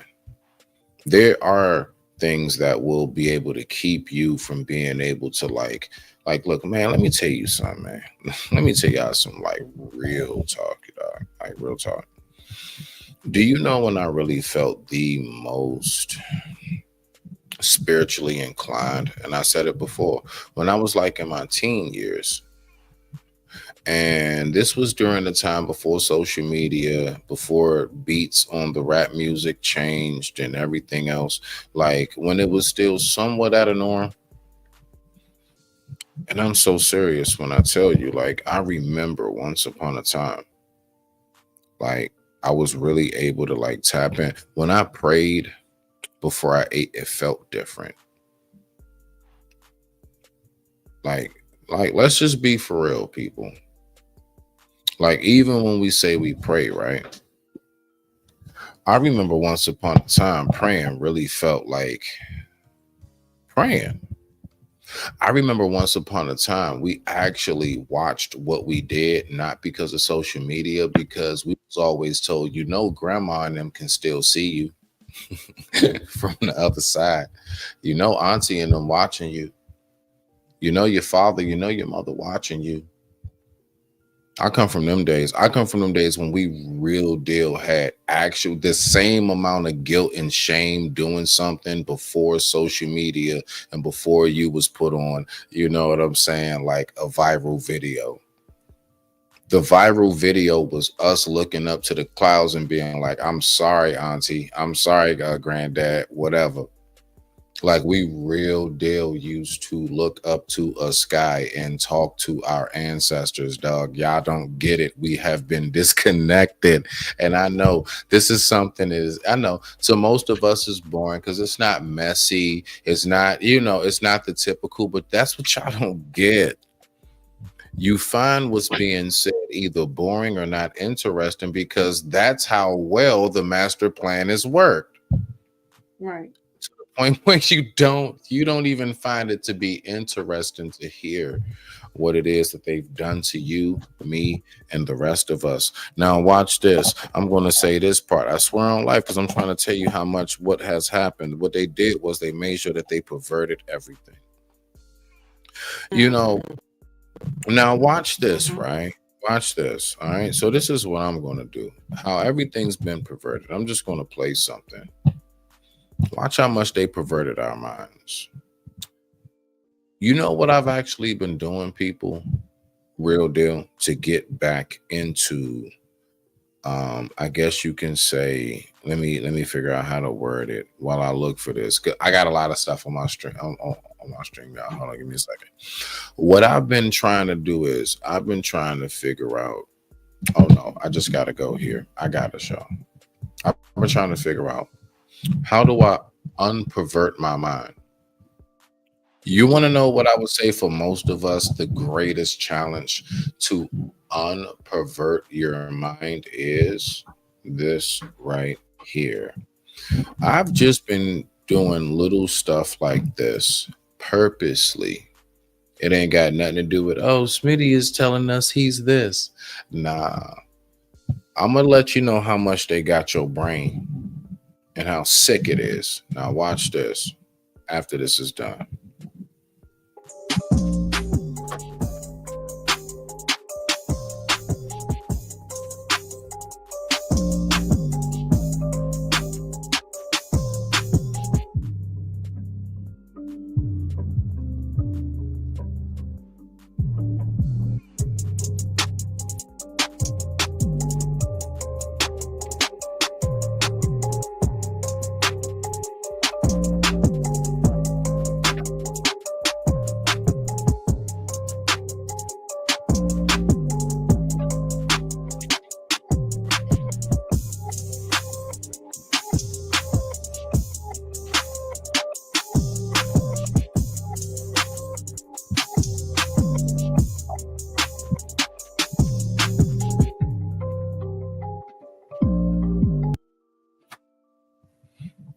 You know what that is, Foxy?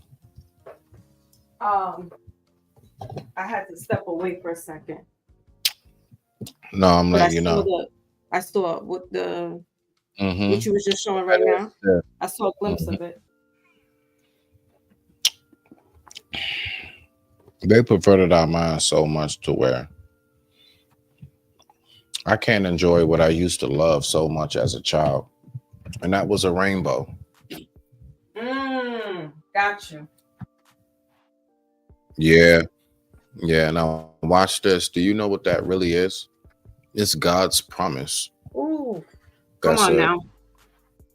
Somehow or another, they got all of us to the point where, like, I'm like me myself. I had to check myself one day. I'm like, dog, I'm actually scared to show and produce what it is. Like, I don't want to put nothing with a rainbow up, because automatically I know what I'm gonna be associated with.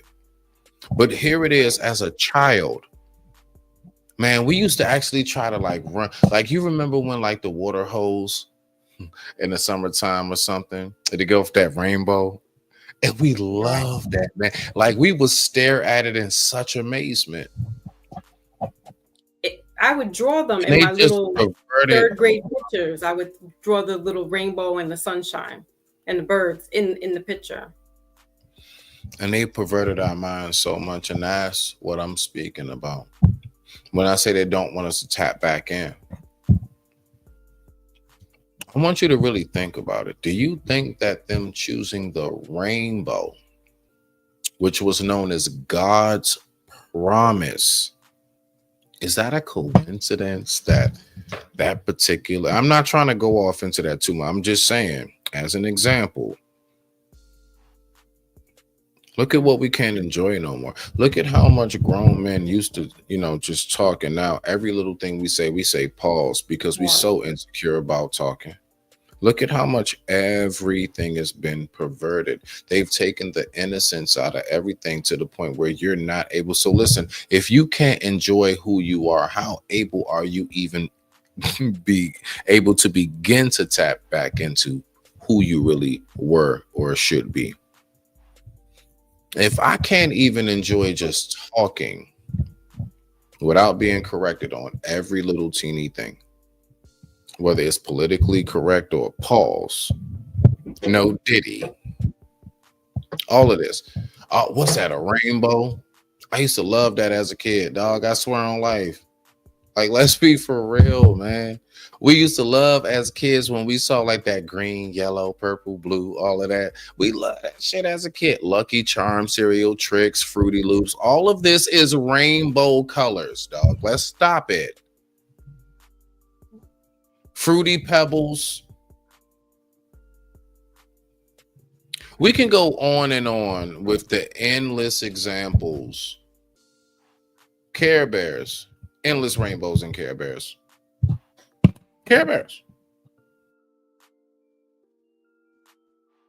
On and on with the list of how much of we really did just enjoy in its innocence is my point. That's all I'm really trying to say. Now watch this, Foxy. You know what's so sad? You know how many people right now looking like, look at this soft addict Thomas Ray, because that's how far gone we are.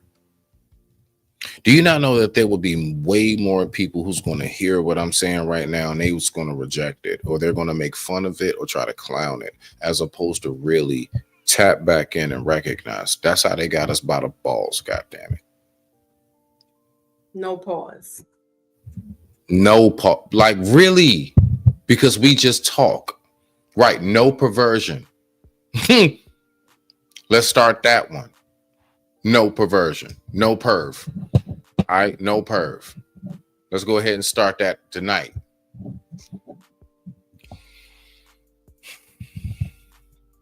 So I just got to the point where I realized that that's where everything of all of this comes into play, Foxy. Look at what they did with music.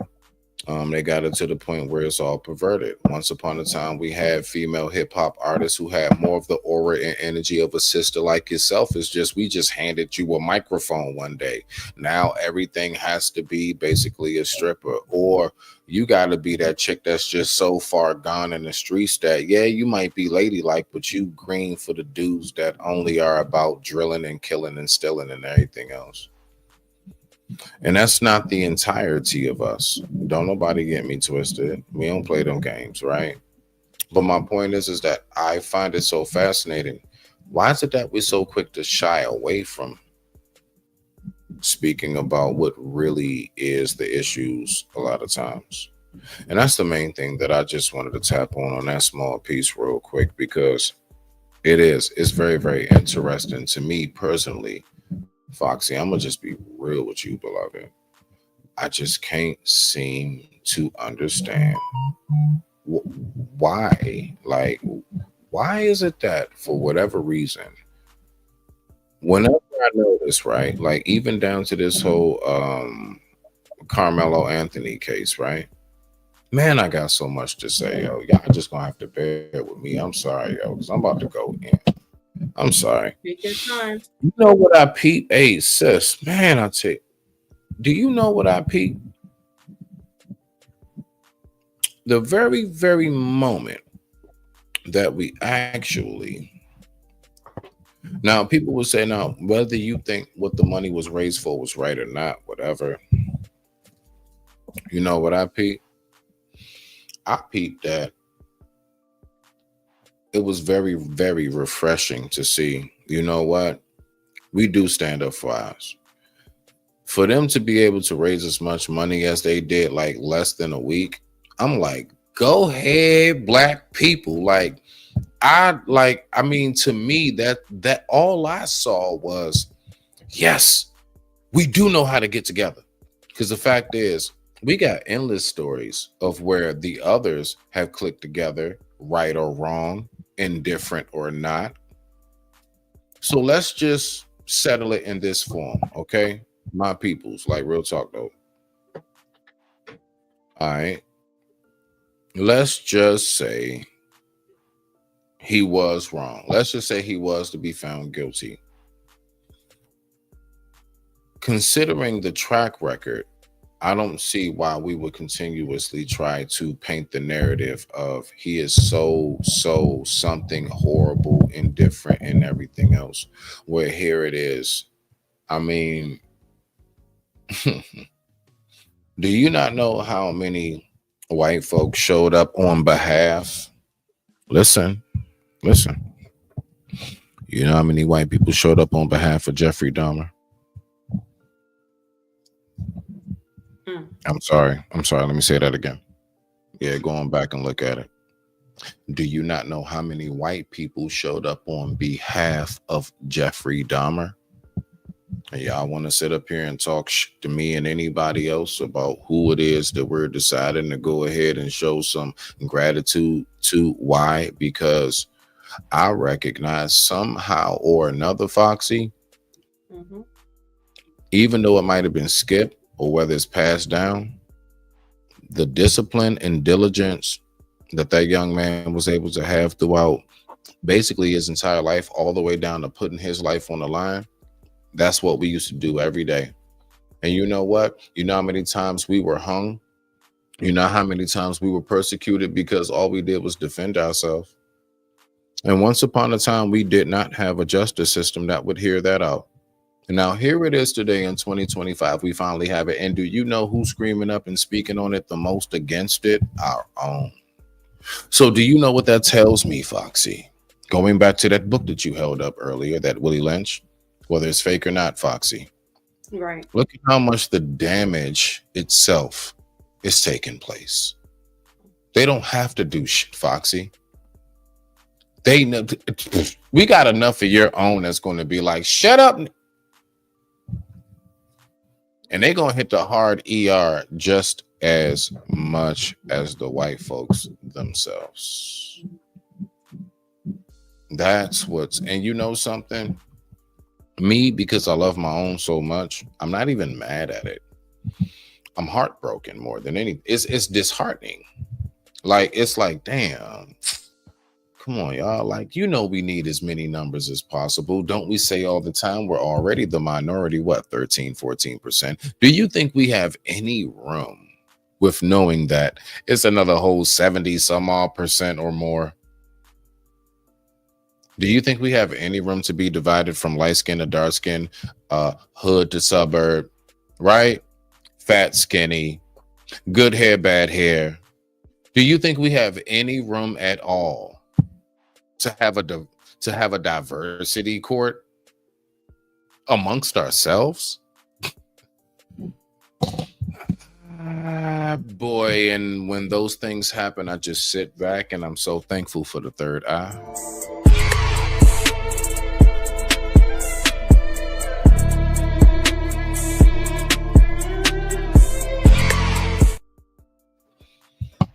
We see through it, Foxy.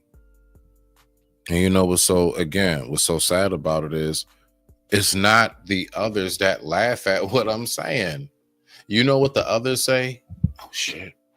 You know what? No. Shut up. Shut up, George. Shut up. No. Don't hit the no. Don't. Let his own shit on him. We did enough work for enough centuries now. We don't have to do anything. No, I know. He's speaking of him and her, both of them. I don't know what's her name, Roxy, Gloxy, Foxy. Okay, I don't know, Foxy. Yeah, don't say nothing.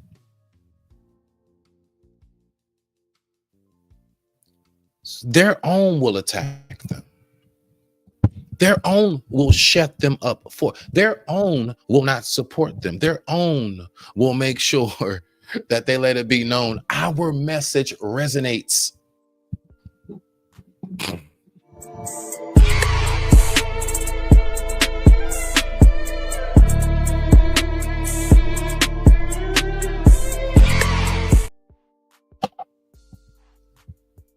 The fact is this. If we want to say black people are not a monolith, and I want you to respond to this, Sister Foxy, if you don't mind. So I know you've heard this before, just like I have. Black people, we are not a monolith. Then why do we keep expecting universal thinking? There's a difference between universal thinking and being on code. We are to be on code, but universal thinking means that we need to recognize that we all as black people come from different walks of life. Just for the simple fact that I may come from down south, you come from up north, goddamn it. That's going to be a different walk of life. You might view the police different from me just in the same country. God dang it. I can't be somebody from Mississippi trying to figure out why you from Detroit or New York don't look at the police the same as me. Rock out, Foxy. What you got, beloved? We need your wisdom before we go. We need your wisdom. Well, I appreciate that. And you are so phenomenally on point. Just that little illustration and example that you just brought up as far as someone from being down south and someone from being up north and how we're viewing things differently is an issue within that self. And case in point, when we're talking about like hip hop and the Puerto Ricans, like it's insanity, but anybody outside of New York City wouldn't understand, well, besides Jersey and Connecticut and Philly, wouldn't understand when we'll use Fat Joe saying that the ninja word so loosely. And people like in Oklahoma or maybe Mississippi be like, how y'all let him just say that all willy-nilly like? And it would baffle others that wouldn't understand the concept of what we're doing when we understand that word, holds weight in some ways, right? So if we put those differences of just viewing each other like, I don't know about that. I mean, and granted, we're all not going to, there's no such, I don't know if there's such a thing as universal getting along, because we've been indoctrinated by so many other things, but we have a common thread, and that's the open enemy that uses everybody as a pawn at this point. So why not put like, oh, well, you light skin, you're dark skin aside to, okay, you know what? We have a bigger issue here than us. You can't come to this block because you're not from this block and da-da-da-da-da. And you're going to take this person out because they didn't check in. Like, What? Are you telling them that? And listen, and you don't own the block in the state that you live in. You don't own that street. Hey, listen, most of the streets is named after great figures like Malcolm X, MLK. You don't even own that street, and that's where the worst crime happens. That's where we get locked up the most. But don't get me started, Foxy. But we want to gate when it comes to where we can travel. But the number one thing that we have been fighting for is equal rights to go where we want, from bathrooms and water fountains from the start. Now you want to tell your fellow brother and sister, you better check in with me like the white man before you come to a state that I don't have no goddamn jurisdiction in. Cut the bullshit out.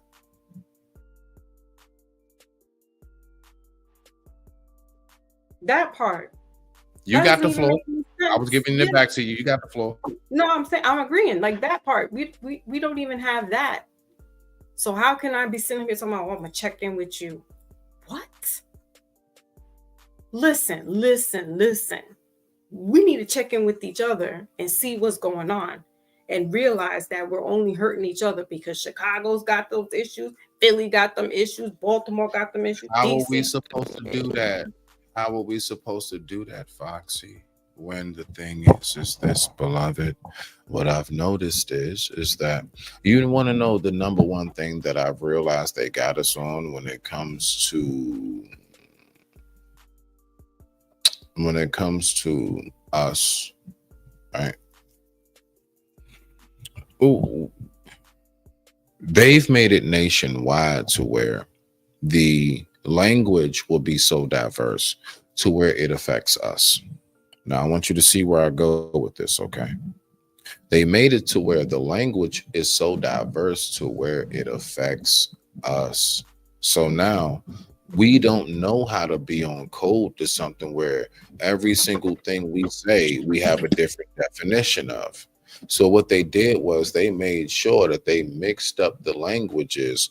Even though it's affected the entire country, it primarily keeps us held back in particular, because we're not able. So when I keep hearing get on code, I'm just sitting here like, bruh, we don't even have the same definition of what a player is now. We don't even have the same. Listen, we got black people Googling what street terms have always meant. Why y'all Google? Like, why y'all on a Chat GPT or a Google for something like what's a pimp? We gotta ask that. What's a gangster? Really? Like we're going to the white man's search engine to figure out what the definition of what we came up with. So watch this. I feel like they done trick back and reverse. Hey, look, they hit us with the reverse. Look, that's the reverse Uno card, right? Man. So now you know how we'll say, yeah, we taught y'all how to bathe. We taught y'all how to bathe and do this. They said, okay, yeah, we got a trick for y'all in about 1,000 years, or 100 years, however long. And they went on ahead and said, we're going to get it to the point where we're going to have y'all arguing over the language that y'all already developed. How brilliant of a master plan than to get the people to argue. How wonderful of a way to get people to be divided than to argue about a language. Ebonics was developed by us, and we're now going through phones. I'm with you. I got you, Fox. Right. Yeah, and we're now going through phones and stuff to try to figure out what that means again. Really. So we need to just make sure that we keep this in mind, people. I'm just saying that they got us by the balls. And that's why whenever it comes to any circumstance, all the way down to what we're experiencing with this Carmelo Anthony and everything else, the fact is this, they got it to the point where we don't know how to agree on anything. And as long as we can't agree on anything, they don't ever have to worry about us being a true prominent factor. We're not like a real issue, Because the main thing they're saying while they're like at their big whatever discussions while they're at their round tables, their basement cabin meetings in the forest and everything else, they're like, we ain't gotta worry about them. They don't even get along with each other. And we're not gonna keep ignoring that, man. Like, let's just cut the bullshit. We're not gonna keep ignoring it, all right? I need you to recognize this. As long as we do not see that we do need each other, we need to be in tune. We need to be in sequence with what is going on with us as brother and sisters. And it's not always about something that, well, if I'm not dating you, then I don't want nothing to do with you.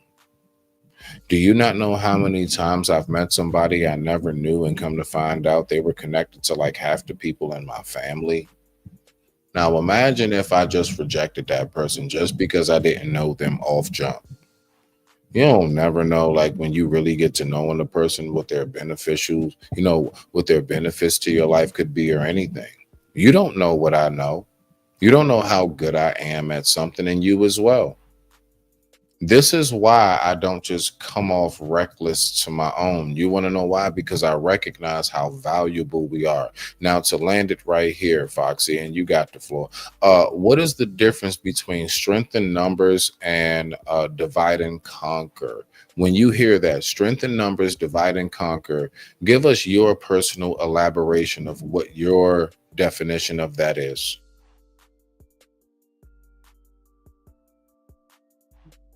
Okay.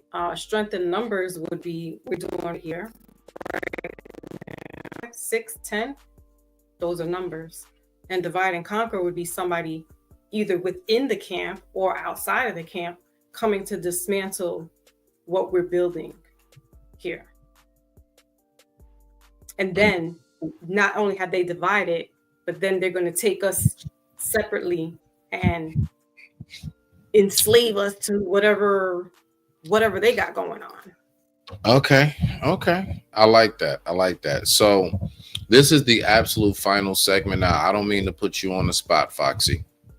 Foxy, if it's okay, before I go, I have had some concerns in my life, and you're a medium. I would like for you to demonstrate if it's okay. I don't know what you need to get or whatever, but I want to ask you just 2 questions, and I want you to tell me possibly what does that mean in my life.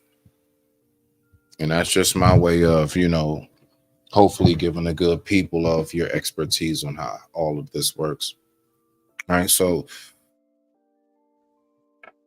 right, Foxy, what I've noticed is that ever since I have really decided that I'm going to go on a spiritual journey, what I've noticed is that there's been a lot of separation, and there's been a lot of anxiety, and there's been a lot of, I would say, sleepless nights, and my appetite has been very much so altered. And I've been trying to figure out, why am I going through all of these changes, considering I do notice that as I get older, for some reason, I don't feel as much. So my point in the question is, has all of my pain that I've gone through made me callous? Like, I don't know. I'm just expressing myself, and you can tell me whatever you get from it. But basically, I'm to the point where I know I still love, but I'm having a hard time feeling it being received to me now because of everything I've been through. What do you have to say to that? And I mean love human wise, like just family. Right. I don't mean like, relationship, because you know how people just think you mean a woman. No, ain't no who hurt you. I'm talking about family, everything, just community, yourself, the entirety of love. Go ahead.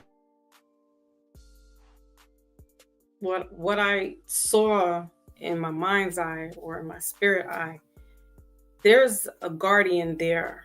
It's almost like someone's, or for better lack of words, it is someone, or it could be an angel that is shielding you from certain things.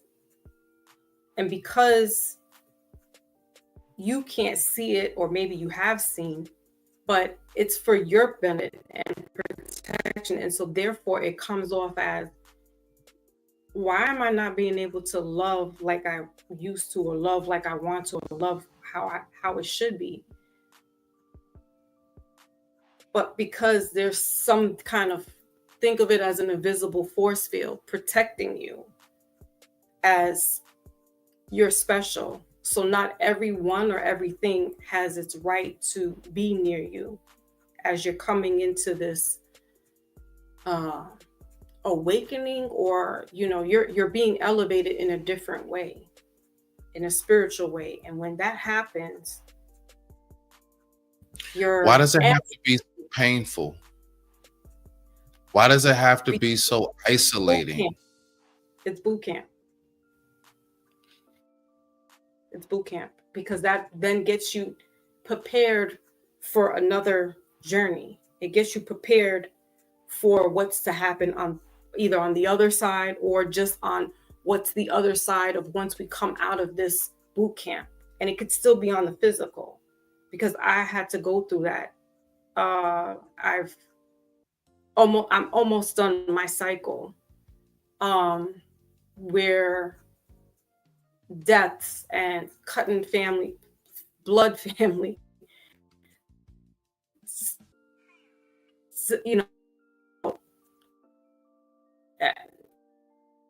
and it did get me hard. It got me. I didn't like recalibrate my heart chakra. My bad. No, going through certain things, using these crystals. Can you hear me now? Am I breaking up still? A little bit. Yeah, I'm sorry. Yeah, I know you're on delay. Yeah, no, you're breaking up somewhat. Yeah, that's all I wanted to say. That's all. Uh-oh.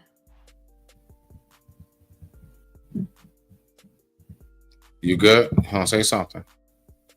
I'm good. Oh, you're back. Yeah, you're back. You're back. See, I was talking about your protection, and that's too much because it's not meant for everybody to hear. Ain't that something? You know something I noticed? Every time we start speaking of something in particular, it's always like this glitch in the matrix. And I know it's people like, oh, just stop it. That's StreamYard. Okay, cool. You stay one-dimensional if you like to. Don't tap in if you like to. I don't mind. I don't care. That's not my focus on trying to convince you.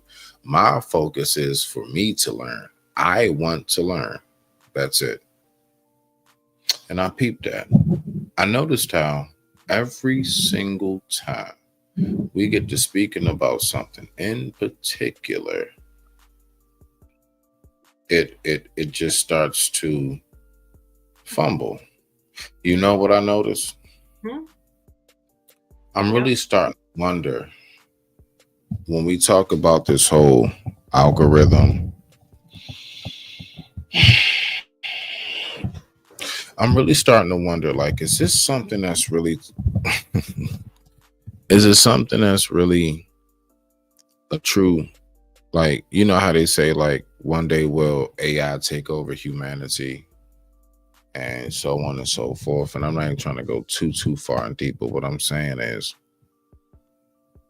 like, it's already tough enough for us to just enjoy simple things in life now. And I notice how things in life for us as people have to be more and more and more like outrageous, spectacular, and amazing. The more and more and more we go. Like, it really, for the most part, is no more just like, you really do just enjoy life, like in the simplicities. Things that I still find so much joy in doing. A lot of people like, that ain't nothing. Like, I love going to a good cookout, and like I get up with like 3 of my cousins. We team up 2 and 2 and play cornhole. Like, what? Like, listen, like just little stuff. Like, no matter what it is, right? I love the fact of just getting up with like 3 or 4 friends, and it's not no holiday. It ain't nothing going on. Man, it's just a regular Saturday. And we just about to go to a park. We're going to throw out and cast the rods, and we just going to go ahead. We're going to stop at the grocery store. We're going to get us some fruits, a couple salads. We're going to go ahead and get us maybe some seafood or a couple steaks and some burgers. And we're going to go ahead and put something on the grill. But, you know, we also possibly going to put on the grill what we catch, depending on where we go to fish, that is.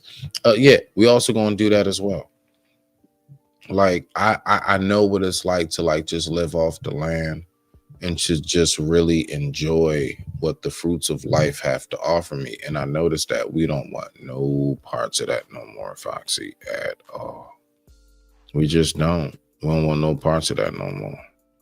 And so on my last statement, now you can get your last statement before I go ahead and cut us loose. I would say that the only way to enjoy life is when you truly learn to enjoy yourself first. What do you have?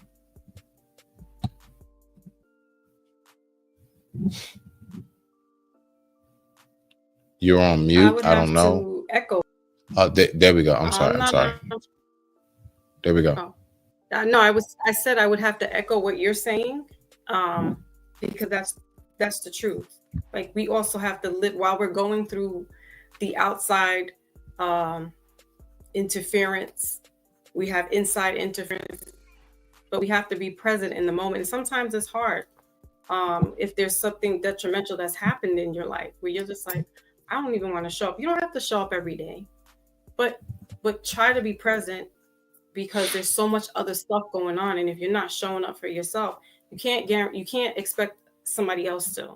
That's what I've learned in the past 6 years, especially where there's been consistent deaths. Like, I've gone through, I don't know how many people have had like consecutive deaths, 6 months apart from each other within the past 6 years. And it does harden you. It makes you sad. It does it disconnects you from reality. But at some point, you got to get back to center, and that's self, and find out what it is. Remember what you like, what you enjoy. And even if you can't be with your friends or the particular family members, be happy with it yourself. Enjoy your own company. I love my company. I love being by myself. I love being with me more than I love being with other people at this point. Not that I don't mind going and hanging out here and there with family or whatever, friends, my children, but I'm really content with myself. And you know something? I'm not one that preaches being by yourself, but I totally get it when we speak about the whole aspect of, yeah. It's nothing like knowing how to enjoy time with you. And with that being said, Foxy, thank you so much, beloved. I appreciate you so much. Thank you for your wisdom. Thank you for your time. All right. Thank you for sharing the books that you've shared with us. Everybody, make sure y'all watch the replay, man. Go back over and just pause the videos every time she held the book up, man. And whichever one tickles your fancy, go ahead and man, go ahead and get you your knowledge. And what I suggest you do, don't go get the audio, get the actual, whether it's the hardcover back or whether it's the soft, just flip through some pages off a late night, man, and just smell the pages turn, man. And just no sound, just your imagination and your thoughts while you're reading. All right, tap back into you. And with that being said, I digress. My mic is muted. Much respect to the family.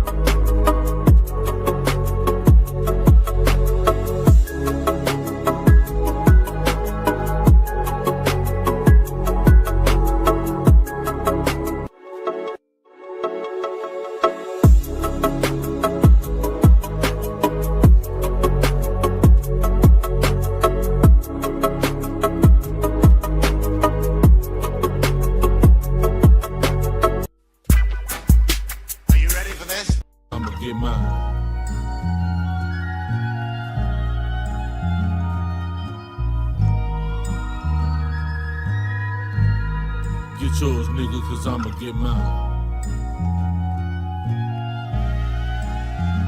Today gon' be a good day.